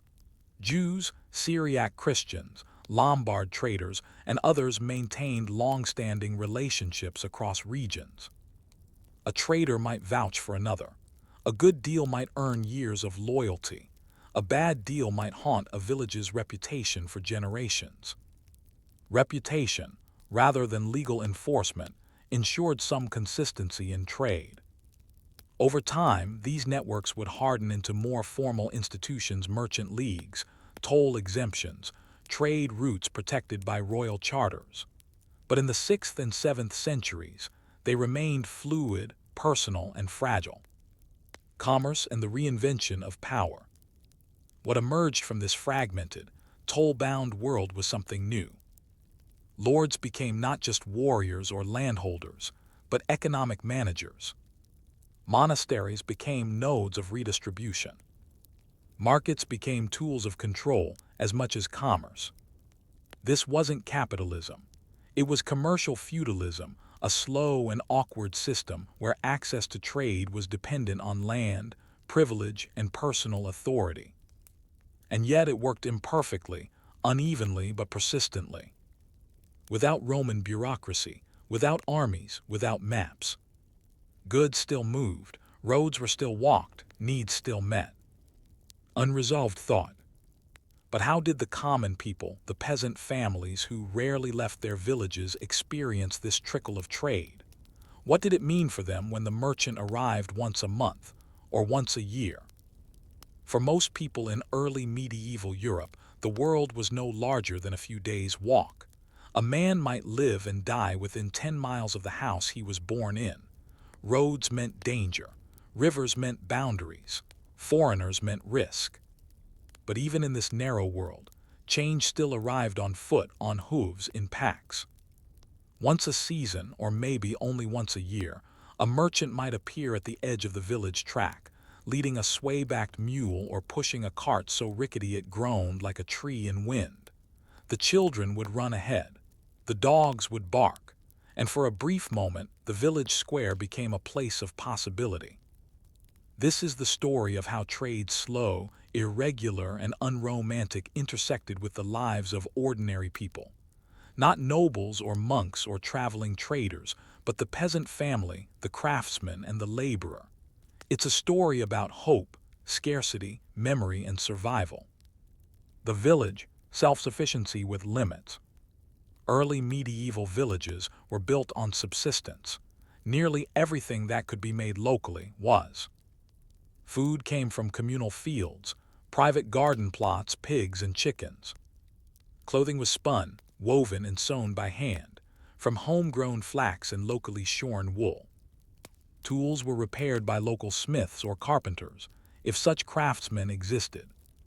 Housing was constructed from nearby materials: wattle, daub, straw, timber. But no village was entirely self-sufficient. There were always gaps. Salt for preserving food. Iron for tools too complex to make locally. Whetstones or sharpening tools for maintenance. Dyes or finer cloth for special garments. Items of novelty: candles, combs, oil, pottery, beads. These were things no field produced, no cow offered, no hedge provided. And so they waited for the merchant. The merchant's visit, routine or occasion. In some larger settlements near old roads or rivers, markets occurred weekly. In these, the merchant was a familiar face, a regular figure, part of the rhythm. But in smaller or more remote villages, trade was an event. A traveling trader might arrive once each season, bringing goods in bundles, offering items for barter, and carrying news. His arrival was both practical and social. Families brought forward surplus items: a chicken, a length of wool, dried fruit, a carved spoon. Children clustered wide-eyed, watching the unpacking of goods. Gossip flowed freely: what crops had failed, which lord had died, which bishop had been seen on the road. For the poor, this was often the only chance to acquire goods beyond their means. A new iron knife might cost months of savings. A small mirror might be a luxury passed between daughters for years. For the merchant, sales were modest but vital. He might trade a spindle for a hen, a length of salt for a worn wool tunic. The margins were narrow, but the demand was deep. Barter and trust. Without consistent coinage, barter ruled. A good trader needed not only knowledge of goods, but a keen memory and judgment. How much dried fish is fair for a new axe head? Is a handful of beeswax worth a woolen shawl? Will this man honor his promise to pay next time? Trust was currency. A merchant known to be fair and reliable was more welcome than one with rare wares and slippery promises. In some villages, long-term relationships developed. A trader might stay with the same family each visit. He might deliver specific goods requested last time. His reputation would be discussed in the fields long after he left. Such relationships could span decades and sometimes generations. The peasant's purchase, a careful investment. When a peasant bought something from a merchant, it wasn't casual, it was calculated. A new sickle might improve the harvest, but only if cared for and used correctly. A piece of dyed cloth might serve as a bride's wedding gift or a dowry item. A small candle might be saved for winter prayers or a death vigil. Nothing was wasted. A broken pot became a lid, a torn tunic became stuffing, a snapped comb became kindling. Trade items were rarely discarded. They lived long lives, patched and repurposed until unrecognizable. This wasn't poverty alone, it was a cultural logic. Waste not, want not. And trade was not indulgence but opportunity. Women and the household economy. Women played a central role in how trade impacted daily life. They managed the household inventory, what was needed, what could be traded, what could be spared. They preserved food, wove fabric, spun thread, and decided what goods were priorities. It was often women who negotiated with merchants, especially in peacetime. Some women became informal traders, themselves selling cheese, herbs, or eggs at nearby markets or to passing traders. A few widows or enterprising wives built networks of trade that extended beyond their village. Their labor, though rarely recorded, was essential to keeping rural commerce alive. The merchant's news. Beyond goods, the merchant brought news, and with it, a fragile connection to the outside world. He might tell of a monastery being built 3 valleys over, a new toll on the river crossing, a bishop's death, or a noble's wedding feast. Rumors of war, raiders, or bandits along the coast. Such news could impact real decisions. Should we plant early this year? Should we hide the grain surplus? Should we marry the daughter to the neighboring village? In a world with few written records, the merchant's voice was a courier of consequence. Relics, beads, and the pull of wonder. Not everything the merchant carried was practical. Occasionally, he brought small luxuries.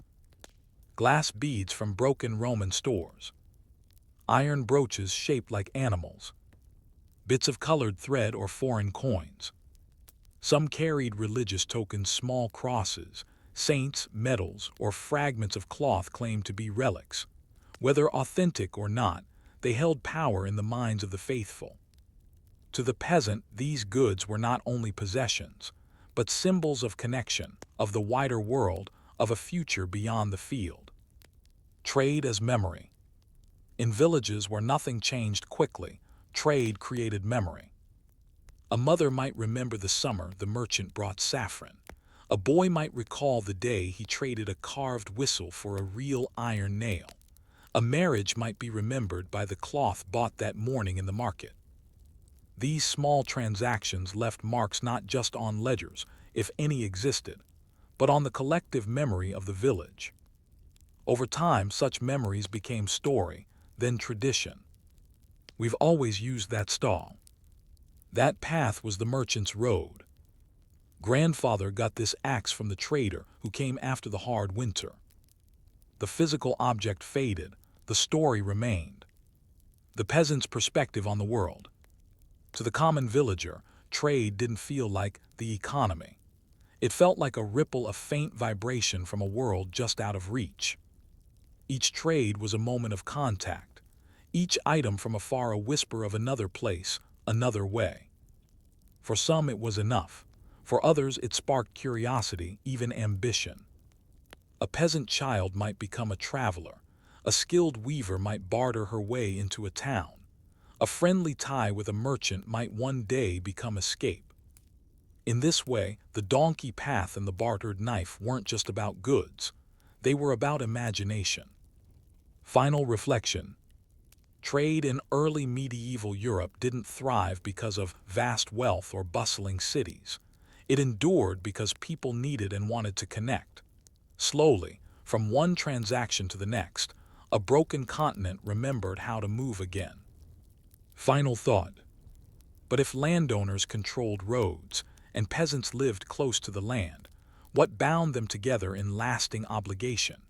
How did the rhythms of labor, loyalty, and landholding evolve into the social web we now call feudalism? Story 5. The Cowherd and the King, the social web of feudal bonds. By the dawn of the 8th century, Europe had become a world of lords and laborers. The great empires of antiquity had given way to patchworks of personal power. Kings no longer ruled through central bureaucracies and law codes alone, but through relationships, networks of land, protection, and obligation. It was a world where every cowherd, plowman, or thatcher lived under the shadow of a manor, a monastery, or a castle to be. This new social structure wasn't created by edict or design. It grew, slowly and unevenly, from the soil of necessity. And it wasn't only about nobles and knights, it was about the everyday people who harvested grain, carried water, tended sheep, and paid rents. This is the story of how feudal bonds came to define life in the early Middle Ages.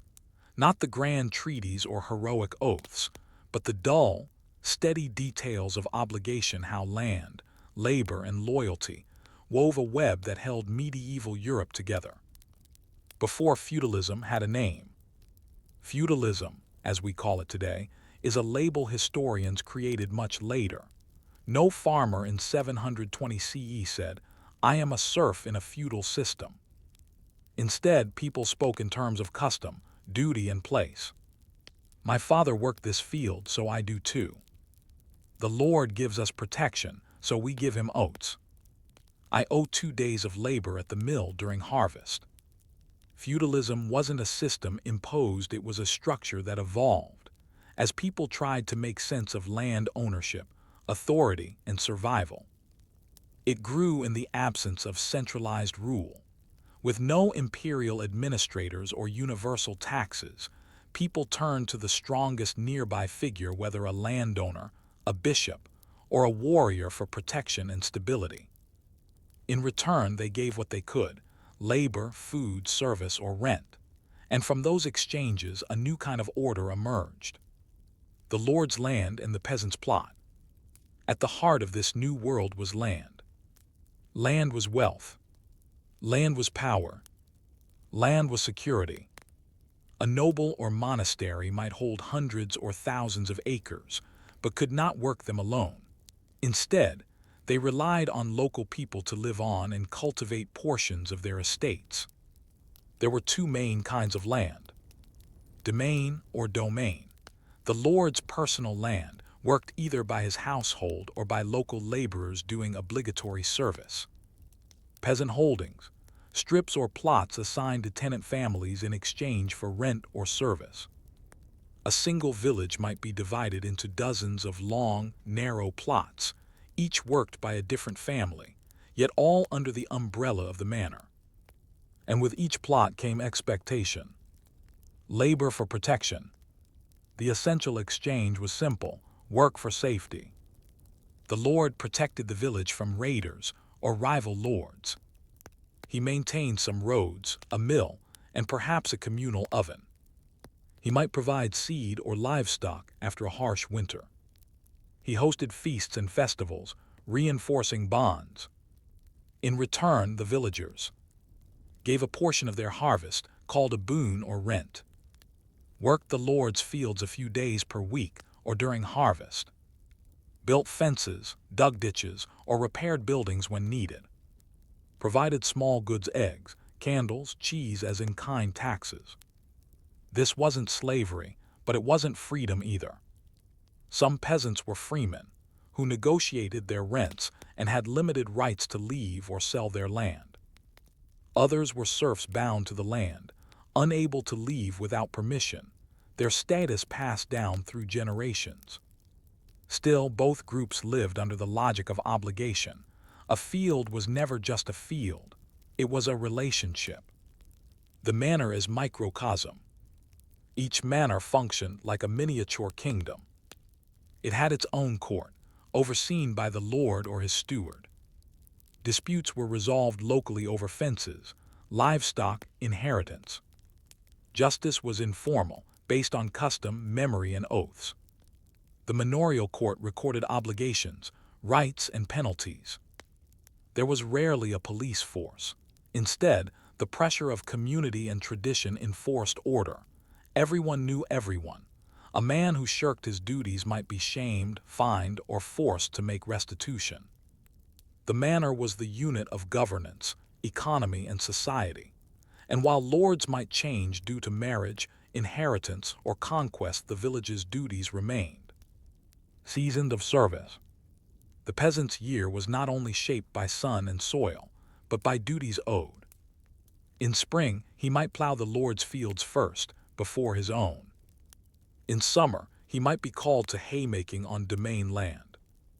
During harvest, entire families worked boon days, obligatory labor due to the Lord. In winter, he might help repair the mill or cart firewood to the manor. These obligations could consume 30 to 50 days per year, sometimes more during famine or war. Still, most peasants retained time for their own land. The balance wasn't always fair, but it was familiar. And when the harvest was good and the Lord generous, the manor thrived. When either failed, hunger followed. Oaths, memory, and oral record. There were few written contracts. Most obligations were known through tradition and oaths. A boy might swear to uphold the duties his father had. A widow might promise to provide eggs to the manor each week. A freeman might renew his land tenure with a gift of ale and grain. In many cases, the village elder or steward kept a mental ledger knowing who owed what, when, and how often. Only monasteries and larger estates kept detailed cartularies, books of rights and rents, and even these were prone to revision or loss. The system worked not because it was efficient, but because it was personal. The role of the village priest. Religion underpinned the entire structure. The village priest, often installed by the Lord, reinforced ideas of obedience, humility, and the rewards of labor. He blessed the fields, mediated disputes, and reminded villagers of their place not just socially, but spiritually. The church taught that labor was penance, that service was virtuous, and that suffering in this life would be rewarded in the next. For many, this wasn't mere coercion. It provided meaning. To work, to serve, to survive, these were holy acts. The priest's words echoed in the furrows of the field and the quiet moments after sunset. Festivals, feasts, and the social web. Despite the weight of duty, the manor was not joyless. Feast days offered respite from work. Saints' days brought music, games, and communal meals. Harvest festivals marked the turning of the year, often with ale and dancing. Marriages, baptisms, and even funerals were collective events. The manor was a network of people who depended on each other. Isolation was rare. Identity came from place, task, and ties. Even the poorest cowherd had a role to play, a duty to fulfill, a spot at the table when the village gathered. In this sense, feudalism was not only hierarchy, it was community, woven from labor and ritual, reinforced by soil and memory. Unresolved thought. But what happened when these obligations broke down, when the harvest failed, or the Lord demanded too much, or war upended the delicate web? How resilient was this system of bonds in the face of famine, fear, and fire? Feudal life was stable, but it was not secure. The manorial system, built on oaths, customs, and shared expectations, worked well enough under normal conditions. When the harvest was decent, when the Lord was fair, when neighbors were healthy, the village thrived within its narrow bounds. But Europe in the 8th and 9th centuries was not a calm world. Storms came sometimes literally, sometimes as swords. And when they came, the social bonds of feudal life began to stretch. Sometimes they bent and healed. Sometimes they snapped. This section explores what happened when crisis tested the system, when famine struck, when violence erupted, when obligation became too much to bear, and how villagers, lords, and kings tried to hold it all together. Famine and the fragility of survival. Crops failed regularly in early medieval Europe. All it took was a wet spring, an early frost, a swarm of pests, or a single ill-timed storm to ruin a season's work. A failed harvest had cascading consequences. Seed stock was eaten, leaving little for planting the next year. Livestock might be slaughtered for lack of feed. Diseases followed hunger, weak bodies succumbed to illness more easily. Infants died in large numbers, elderly people simply faded. In such times, peasants could not meet their obligations. The boon work for the Lord went undone. The grain rents were unpaid. Fields lay fallow not from laziness but from lack of strength. Some lords responded with charity, opening storehouses, reducing dues, offering seed. Others doubled down, demanding arrears, punishing lazy tenants, or seizing land from the weak. This exposed the limits of the system. Feudalism worked best when lords had enough surplus to buffer disaster. But in marginal areas, a single bad harvest could unravel the whole manor. Some villages disappeared entirely. The land remained, but the people scattered. Flight and resistance. Though often portrayed as docile, peasants did resist. Flight was the most common form. A family might simply vanish, fleeing to another village, a monastery, or into the forest. Some negotiated new terms, with nearby lords offering service in exchange for better land or fewer obligations. A few banded together, refusing labor or confronting unjust stewards. These were rare, risky actions, but not unknown. Resistance was quiet, rarely open rebellion, but a slow erosion of cooperation. Over time, some lords recognized the need for reform, not from ideology, but pragmatism. An overburdened peasant was a dead investment. A fair arrangement was a more profitable one. This gave rise to more formalized agreements, recorded duties, clarified rents, and, eventually, written charters. The disruption of war. Violence was another stressor. The post-Roman centuries were marked by raiding, border skirmishes, and dynastic wars. Viking raids in the 9th century devastated coastal and riverine settlements. Internal wars among Frankish nobles turned manors into battlegrounds. Local bandits, often former soldiers or displaced peasants, terrorized roads and isolated farms. In times of war, villagers were conscripted or drafted into militias. Fields were trampled or burned. Livestock was stolen. Mills, bridges, and churches were destroyed.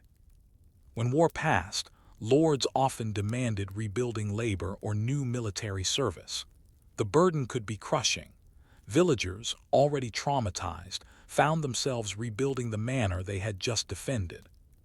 Some communities never recovered. Others forged new bargains, trading independence for protection, or aligning with stronger powers. This shifting landscape altered the structure of obligation, giving rise to castellan lords, military vassals, and eventually, knightly service.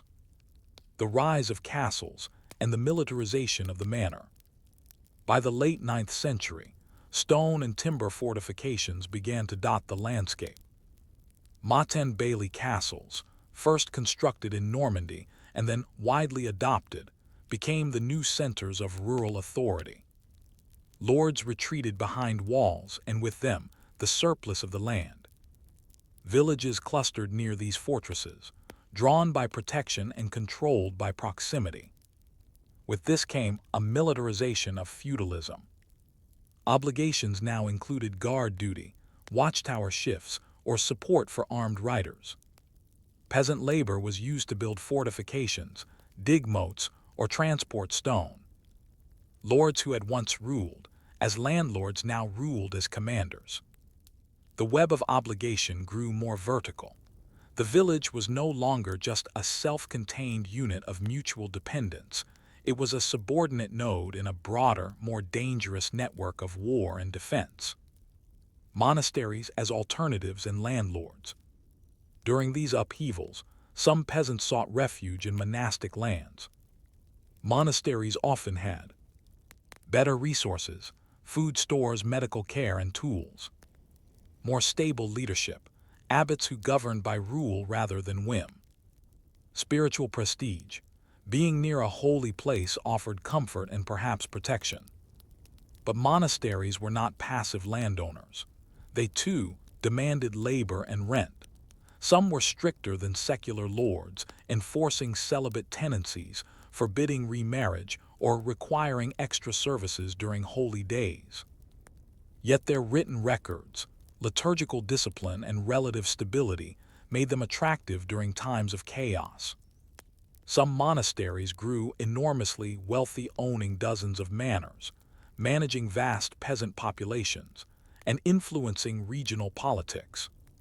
For many villagers, to live under a bishop's seal was better than under a baron's sword.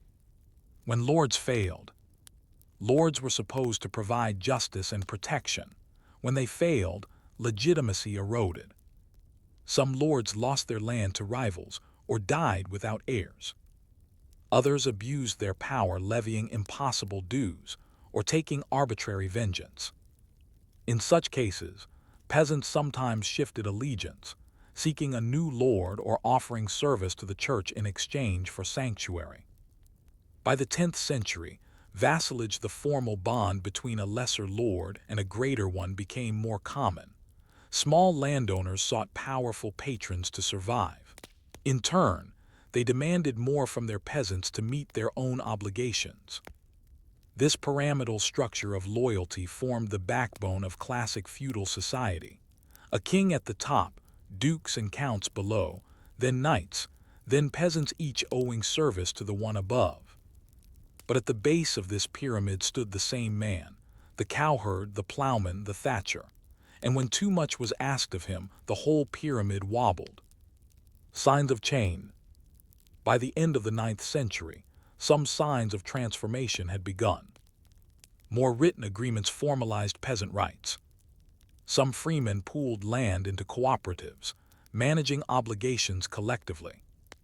Villages began to define their own customs, pushing back against overreach. This wasn't revolution, it was adaptation. 1,000 small adjustments to the strains of weather, war, and want. And at the heart of it all, the peasant remained, still working, still owing, still enduring. Unresolved thought. But how did this system evolve into the formal hierarchy of knights, fiefs, and castles we associate with the High Middle Ages? When did the balance of labor and loyalty turn into titles and ceremony? By the end of the 9th century, the bonds between lords and peasants, once loose and informal, were hardening into something more structured, something recognizably feudal. What began as necessity, labor for protection, land for loyalty, was becoming institution. Custom became law, service became expectation, and scattered relationships solidified into a social pyramid with kings and knights at the top and peasants below, holding it up with calloused hands and bent backs. This was not a sudden shift. There was no single moment when feudalism arrived. It emerged from crisis, adaptation, and the long memory of land and obligation. This section explores how titles, fiefs, vassalage, and military service crystallized into a system that shaped the next 5 centuries of European life, and how even the humblest cowherd remained part of that design. From landholding to lordship. In earlier generations, land was just that, land, a source of food, status, and responsibility. But by the 10th century, landholding became legal identity. A fief, from the Latin feudum, was now a recognized grant of land given in exchange for service. Lords gave fiefs to vassals, men who promised military aid, counsel, or other support. In return, vassals were allowed to collect dues from peasants on that land and to administer local justice. This arrangement was sealed with oaths, ritualized promises of loyalty, often sworn with hands clasped, on relics or sacred texts. The result was a chain of dependency. The king granted land to powerful nobles.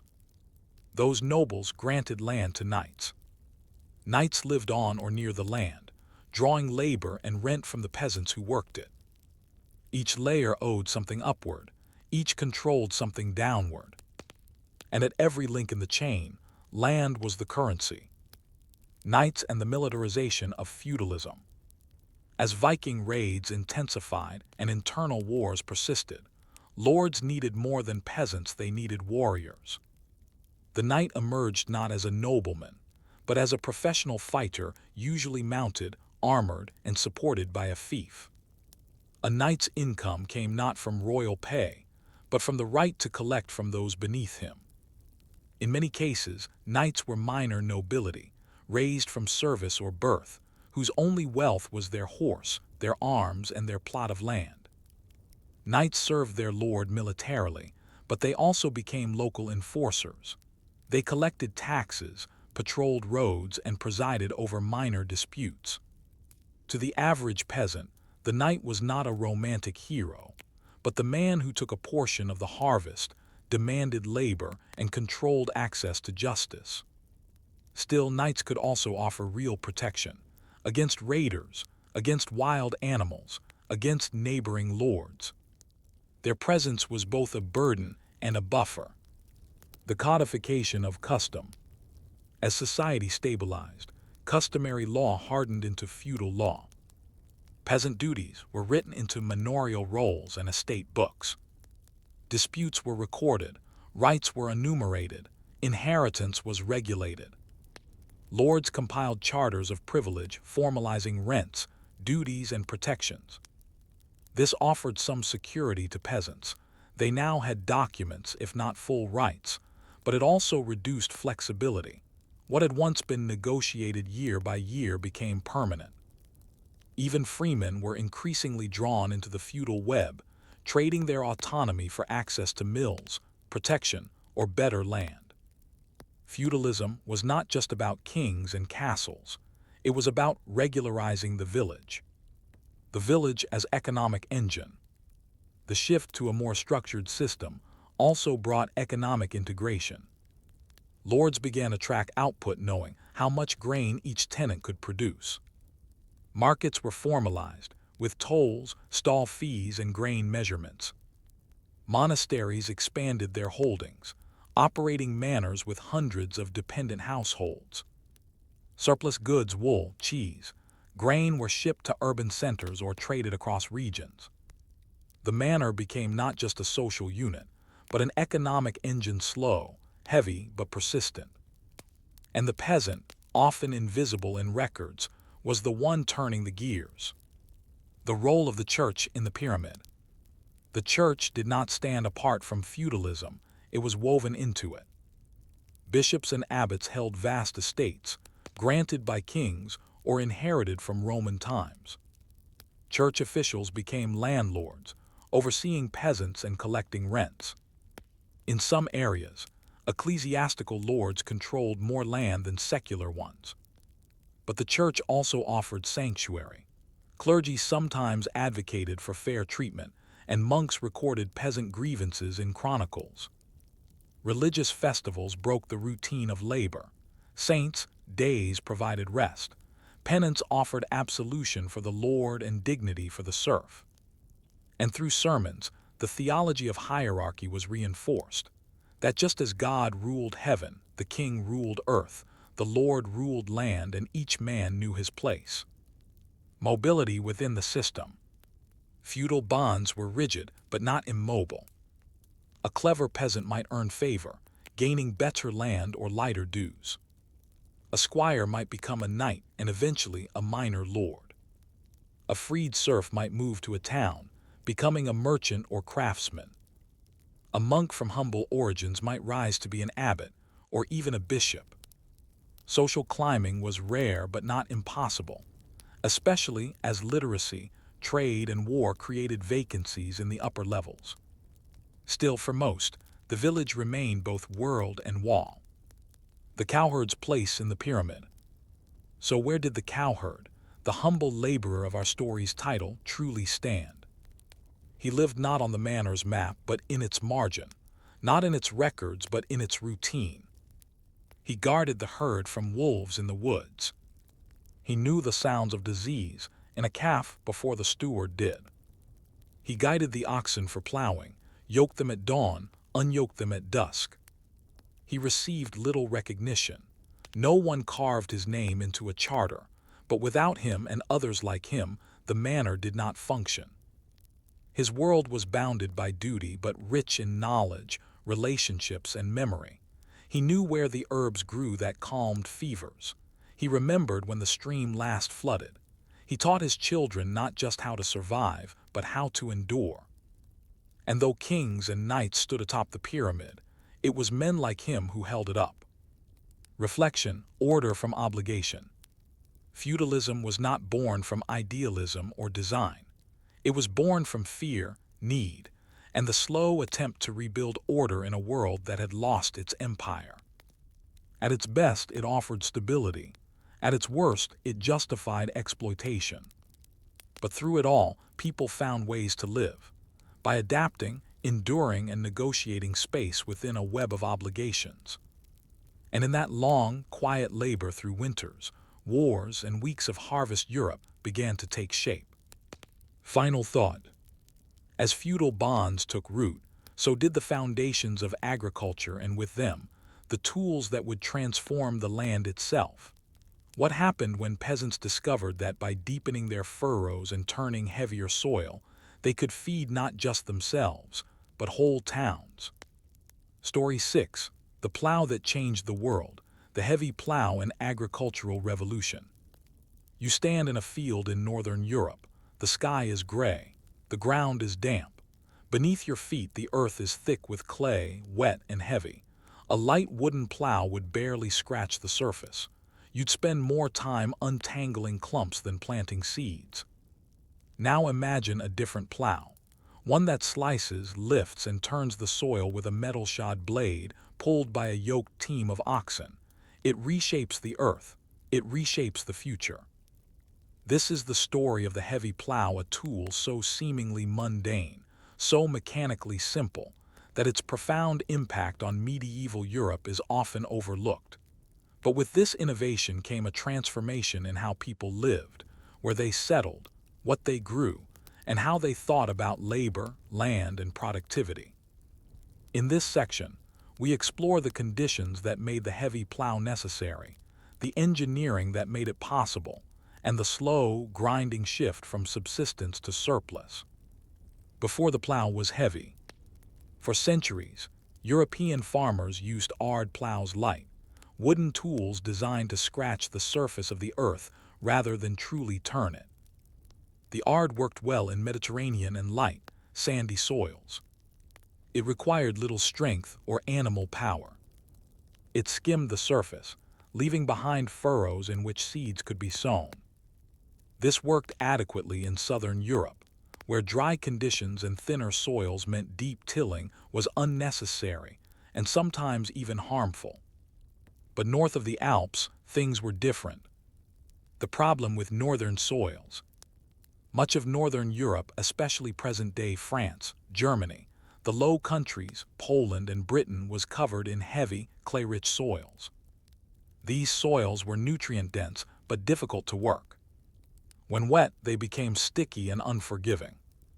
When dry, they hardened into stone-like crusts.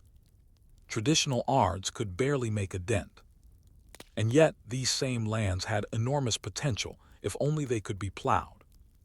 For early medieval communities, unlocking this soil was the key to sustained agriculture, population growth, and economic expansion. Enter the caruca, the heavy plow. The caruca, a tool of transformation. The heavy plow, often referred to in Latin as the caruca, was a technological leap. It had an iron plowshare that cut the soil, a curved moldboard that turned the soil over, burying weeds and exposing fertile earth. It required a strong team of oxen, 4, 6, or even 8 animals to pull it. It was often wheeled, allowing for deeper and more consistent plowing. With the caruca, peasants could open up new lands, areas that had previously been marginal or uncultivable. Dense clay fields became arable. Weeds and surface roots were buried beneath. Fields were aerated and primed for moisture retention. The change was not instant. It took generations, but it was profound. Plow teams and peasant cooperation. The heavy plow required more than just one man. It demanded a team of oxen, costly and difficult to maintain, a skilled plowman to guide the blade and manage the team, assistants to remove stones or clumps of vegetation, repairs, maintenance, and replacement parts. As a result, villages often shared plow teams. Peasants pooled resources, sharing animals, labor, and tools. This fostered communal cooperation. Plow rights were scheduled in rotation. Disputes over usage led to new customary laws.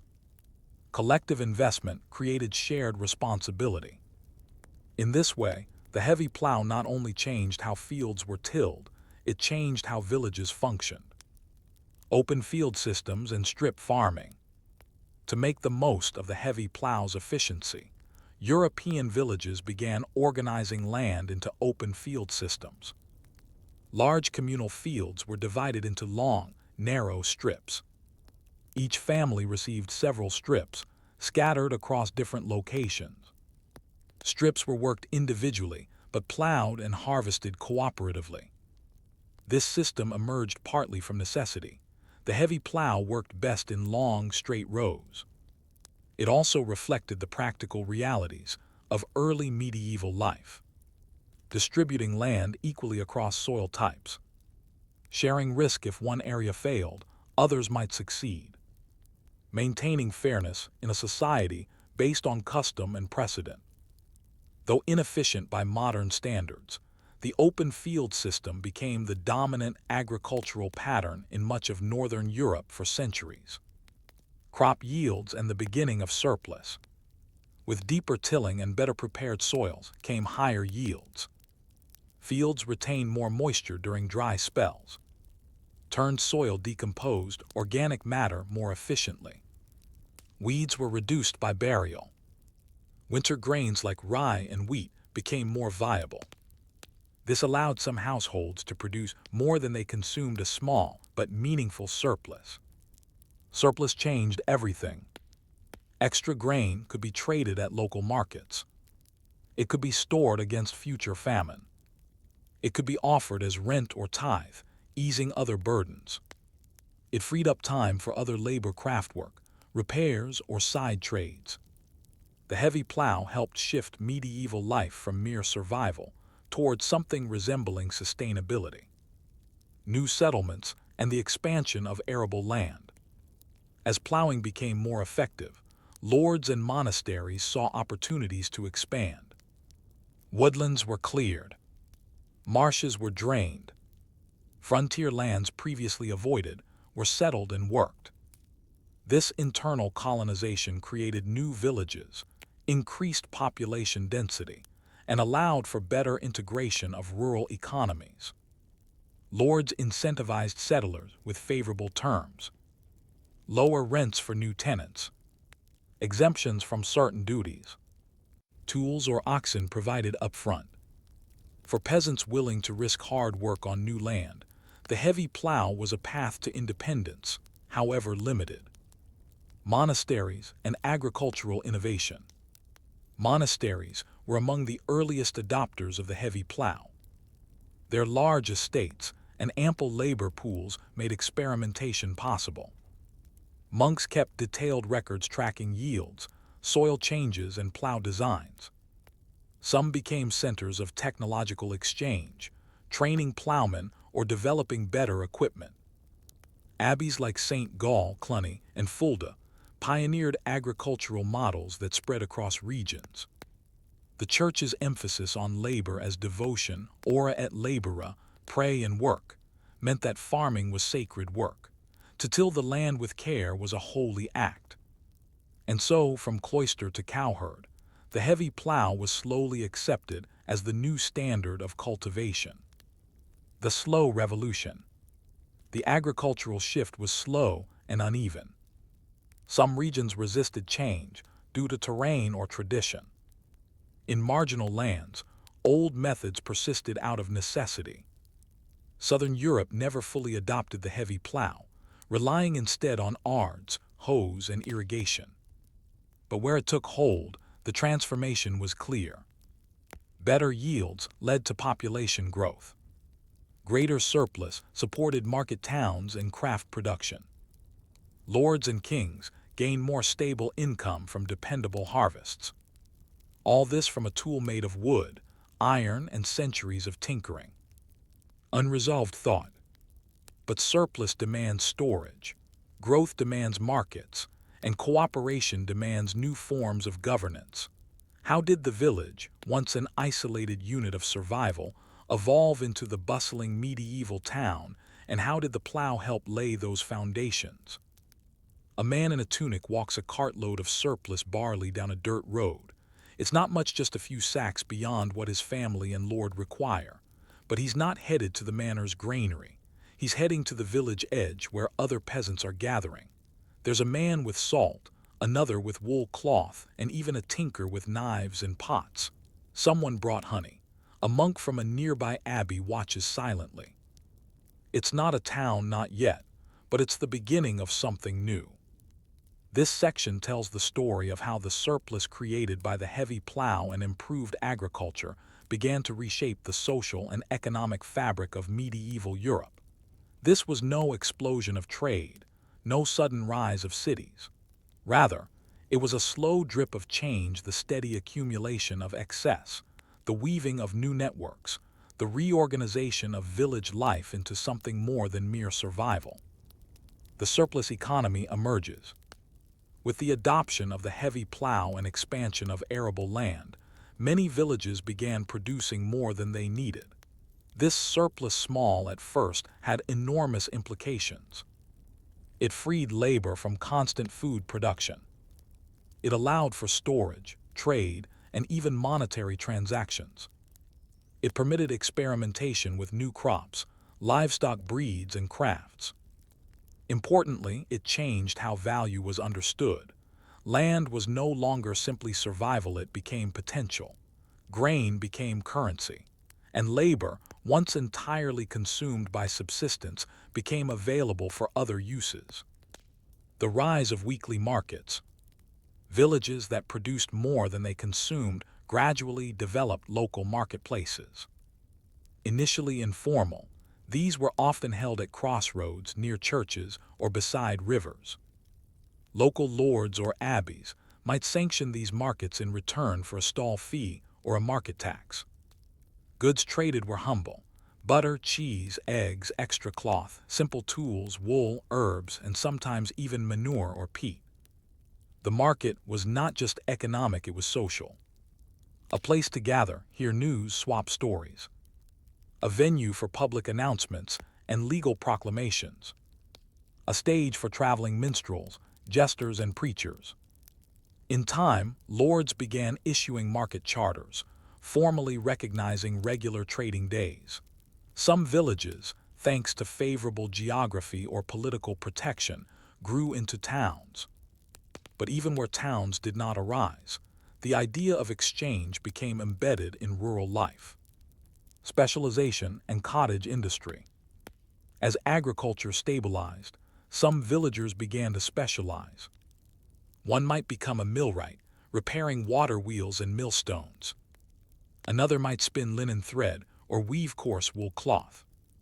A skilled woman might brew ale or create cheese for sale. A tanner might buy skins and produce rough leather goods. These crafts, often based in homes or barns, were the foundation of cottage industry. This created interdependence among villagers. A farmer might trade grain for nails. A plowman might barter meat for candles. While money was still rare in rural areas, labor and goods were slowly shifting into a system of relative value, a precursor to a full market economy. The role of monasteries and church fairs. Monasteries continued to act as economic hubs. They hosted annual fairs, drawing merchants from nearby regions.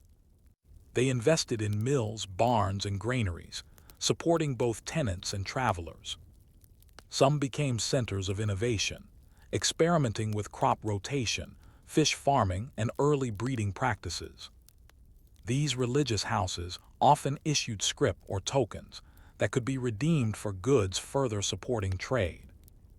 The annual church fair became an event of both spiritual and economic significance, part pilgrimage, part shopping trip. Such fairs encouraged the growth of roads, inns, and bridge building, linking the countryside into wider networks. Agrarian reorganization, the three-field system. As market awareness grew, so did the desire for efficiency. In many regions, villages adopted the three-field rotation system. One-third of land planted in winter crops, like wheat or rye. One-third in spring crops, like oats or legumes. One-third left fallow to recover nutrients. Each year, the cycle rotated. This system increased annual productivity, reduced risk of total crop failure, allowed for greater diversity of diet and more animal fodder. It also required coordination. Villagers needed to agree on which fields would lie fallow or grow what crop. This created early forms of collective decision-making, rudimentary councils, land juries, or assemblies of heads of households. It wasn't democracy, but it was consensus-driven. The return of coinage. In the 9th and 10th centuries, especially under Charlemagne and his successors, royal mints began issuing silver pennies and other coins more widely. While most peasants still operated on barter, the return of coinage enabled long-distance trade, encouraged lords to demand rent in cash rather than kind, supported the rise of money changers, toll collectors, and merchant guilds. Even a few silver coins could pay for salt, iron tools, or imported cloth. In some villages, families began saving burying coins in pots, hiding them in walls, or gifting them to churches in hopes of spiritual favor. Coins, once a royal instrument, were now passing through peasant hands. Legal reforms and customary law. As commerce grew, disputes followed. Who owned which strip of land? Who had the right to sell at the market? What compensation was due for a faulty loom or bad grain? In response, customary law became more precise. Village courts handled minor claims.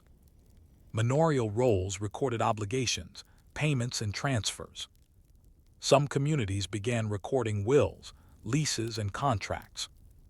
These changes gave rise to stewards, bailiffs, and other rural administrators. Literacy remained rare, but oral agreements were increasingly backed by written records, usually kept by the church or manor. Travel and the expanding mental map. As economic life grew, so did mobility. Journeymen traveled between villages, offering their trade. Pilgrims journeyed to shrines, carrying news and goods. Young people left home to find work in other regions. The world, once bounded by the furrows of a field, was now measured in days' walk or market cycles. Villagers learned to navigate not only roads, but value, negotiation, and opportunity. For many, this was both thrilling and threatening. The village no longer contained everything one needed. The outside world beckoned, and with it, risk and reward. From survival to society. By the late 11th century, many rural Europeans were no longer merely surviving. They were trading, planning, storing and investing, cooperating beyond kin. These were not cities yet, but proto-urban nodes. Some would grow into towns, others would remain villages with bustling markets. But all had been shaped, quietly and profoundly, by a plow. Unresolved thought. Yet what happens when this delicate balance is upset, when lords press harder, harvests fail again, or demand outpaces supply? In a world increasingly aware of profit, how did the lives of peasants change when taxes and duties began to reflect not just need, but ambition? Picture a well-tilled field in spring. The furrows are straight. The soil is dark, turned deep by an iron-shod plow. A team of oxen snorts in the distance. A child chases crows, and at the edge of the horizon, just past the thatched roofs of a growing village, a new church steeple rises. This is no longer the Europe of desperate subsistence. The land produces, the people plan, the Lord expects more, and the balance that once barely held peasant and noble together begins to shift. The heavy plow, so simple in form, did more than open clay soil. It helped forge a system of expectations: higher taxes, greater rents, and increasingly formalized power. In this final section, we trace how productivity fueled both growth and oppression, and how the new agricultural world made room for both resistance and reform. The Lord's share, from grain to gold. In the earlier centuries, peasants owed their lord's labor working the domain, the lord's land, tending livestock, repairing fences, or transporting goods. These duties were tied to survival, protection in exchange for toil. But with the increase in crop yields and village wealth, lords began shifting from labor rents to cash rents. Instead of working the domain, peasants paid in grain, wool, or eventually money.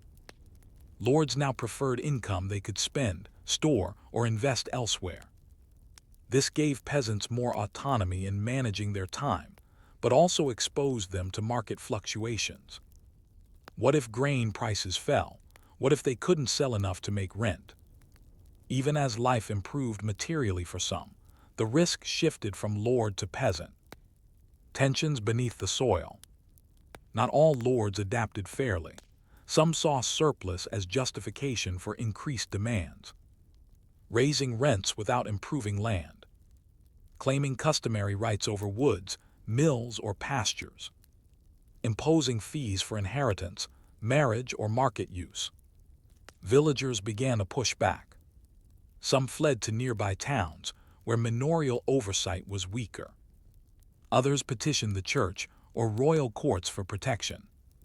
In rare cases, communities refused obligations, leading to legal standoffs or even minor uprisings.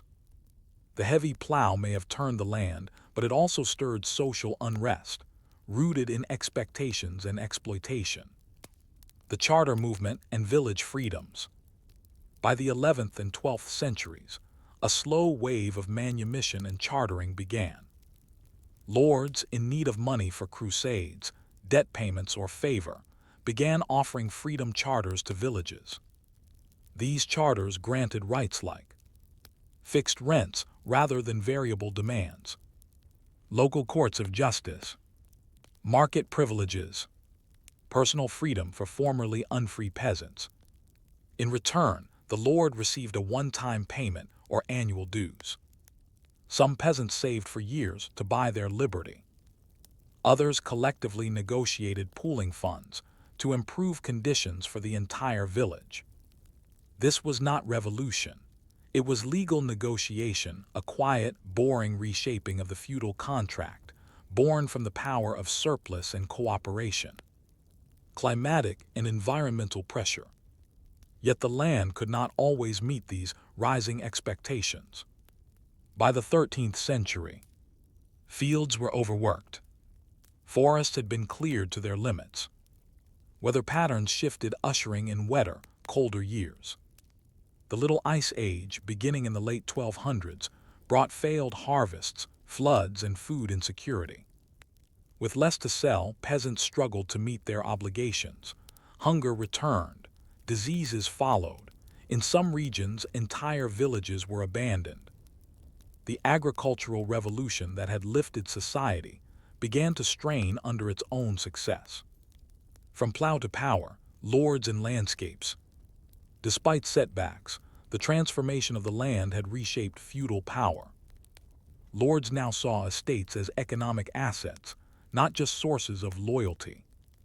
Kings used land grants to fund wars, alliances, and church influence. The church itself became one of the largest landowners in Europe, administering vast peasant communities through bishops and abbots. Maps of ownership, once informal or oral, became precise. Boundaries marked, acreages counted, dues recorded. Peasants, in turn, became more aware of their place not just physically, but politically. Where land was measured, so too was power. Where taxes flowed, so too did resistance. Women and work in the fields. The plow's legacy also shaped gendered labor. Men typically guided the plow and managed oxen. Women were responsible for sowing, weeding, harvesting, and processing grain. In animal husbandry, dairy, brewing, and gardening, women's labor was essential and often undervalued. In many manorial records, women appear only as wife of or widow of, yet their fingerprints are on every part of the field and food chain. Where surplus existed, some women became market vendors, healers, or midwives, earning side incomes and community status. In a system ruled by iron and oaths, women carved out quiet zones of influence and expertise. The road to urbanization. The slow expansion of productive villages led to the growth of towns. Strategic crossroads or river ports became trade hubs. Markets attracted merchants, clergy, and artisans. Walls were built, councils formed, and urban charters granted. These towns, though small by modern standards, offered alternatives to the manor. Serfs could escape and become free after a year and a day in some regions. Craftsmen formed guilds, regulating trade and training. Clerks and scribes recorded taxes, tallied goods, and expanded literacy. The world the heavy plow helped build was no longer entirely rural. Legacy of the heavy plow. By the end of the 13th century, the heavy plow was no longer novel. It was normal. Its design was refined, copied, and standardized. It became a symbol of civilization, a mark of proper land use. In literature, law, and art, the plowman came to represent order, piety, and humble strength. From Chaucer's Poor Parson's Brother to illuminated manuscripts showing farmers tilling clay, the plow was celebrated as the tool of stability. Yet its legacy was complicated. It brought food and new taxes. It encouraged cooperation and exploitation. It enabled growth and overuse. In that contradiction, we find the reality of progress not a clean break, but a layered turning, like the soil it moved. Final reflection, a blade through time. The heavy plow never conquered an empire, never crowned a king, never wrote a law, but it did something deeper. It turned land into livelihood. It gave muscle to the mindless work of survival, and in doing so, freed people to imagine more markets, rights, towns, literacy, and even resistance. Every straight furrow was a step away from isolation. Every harvest cart rolling toward the market was a wheel turning toward history. And though the peasant who first guided the plow into stubborn clay is nameless, his imprint remains etched in the very shape of Europe's fields.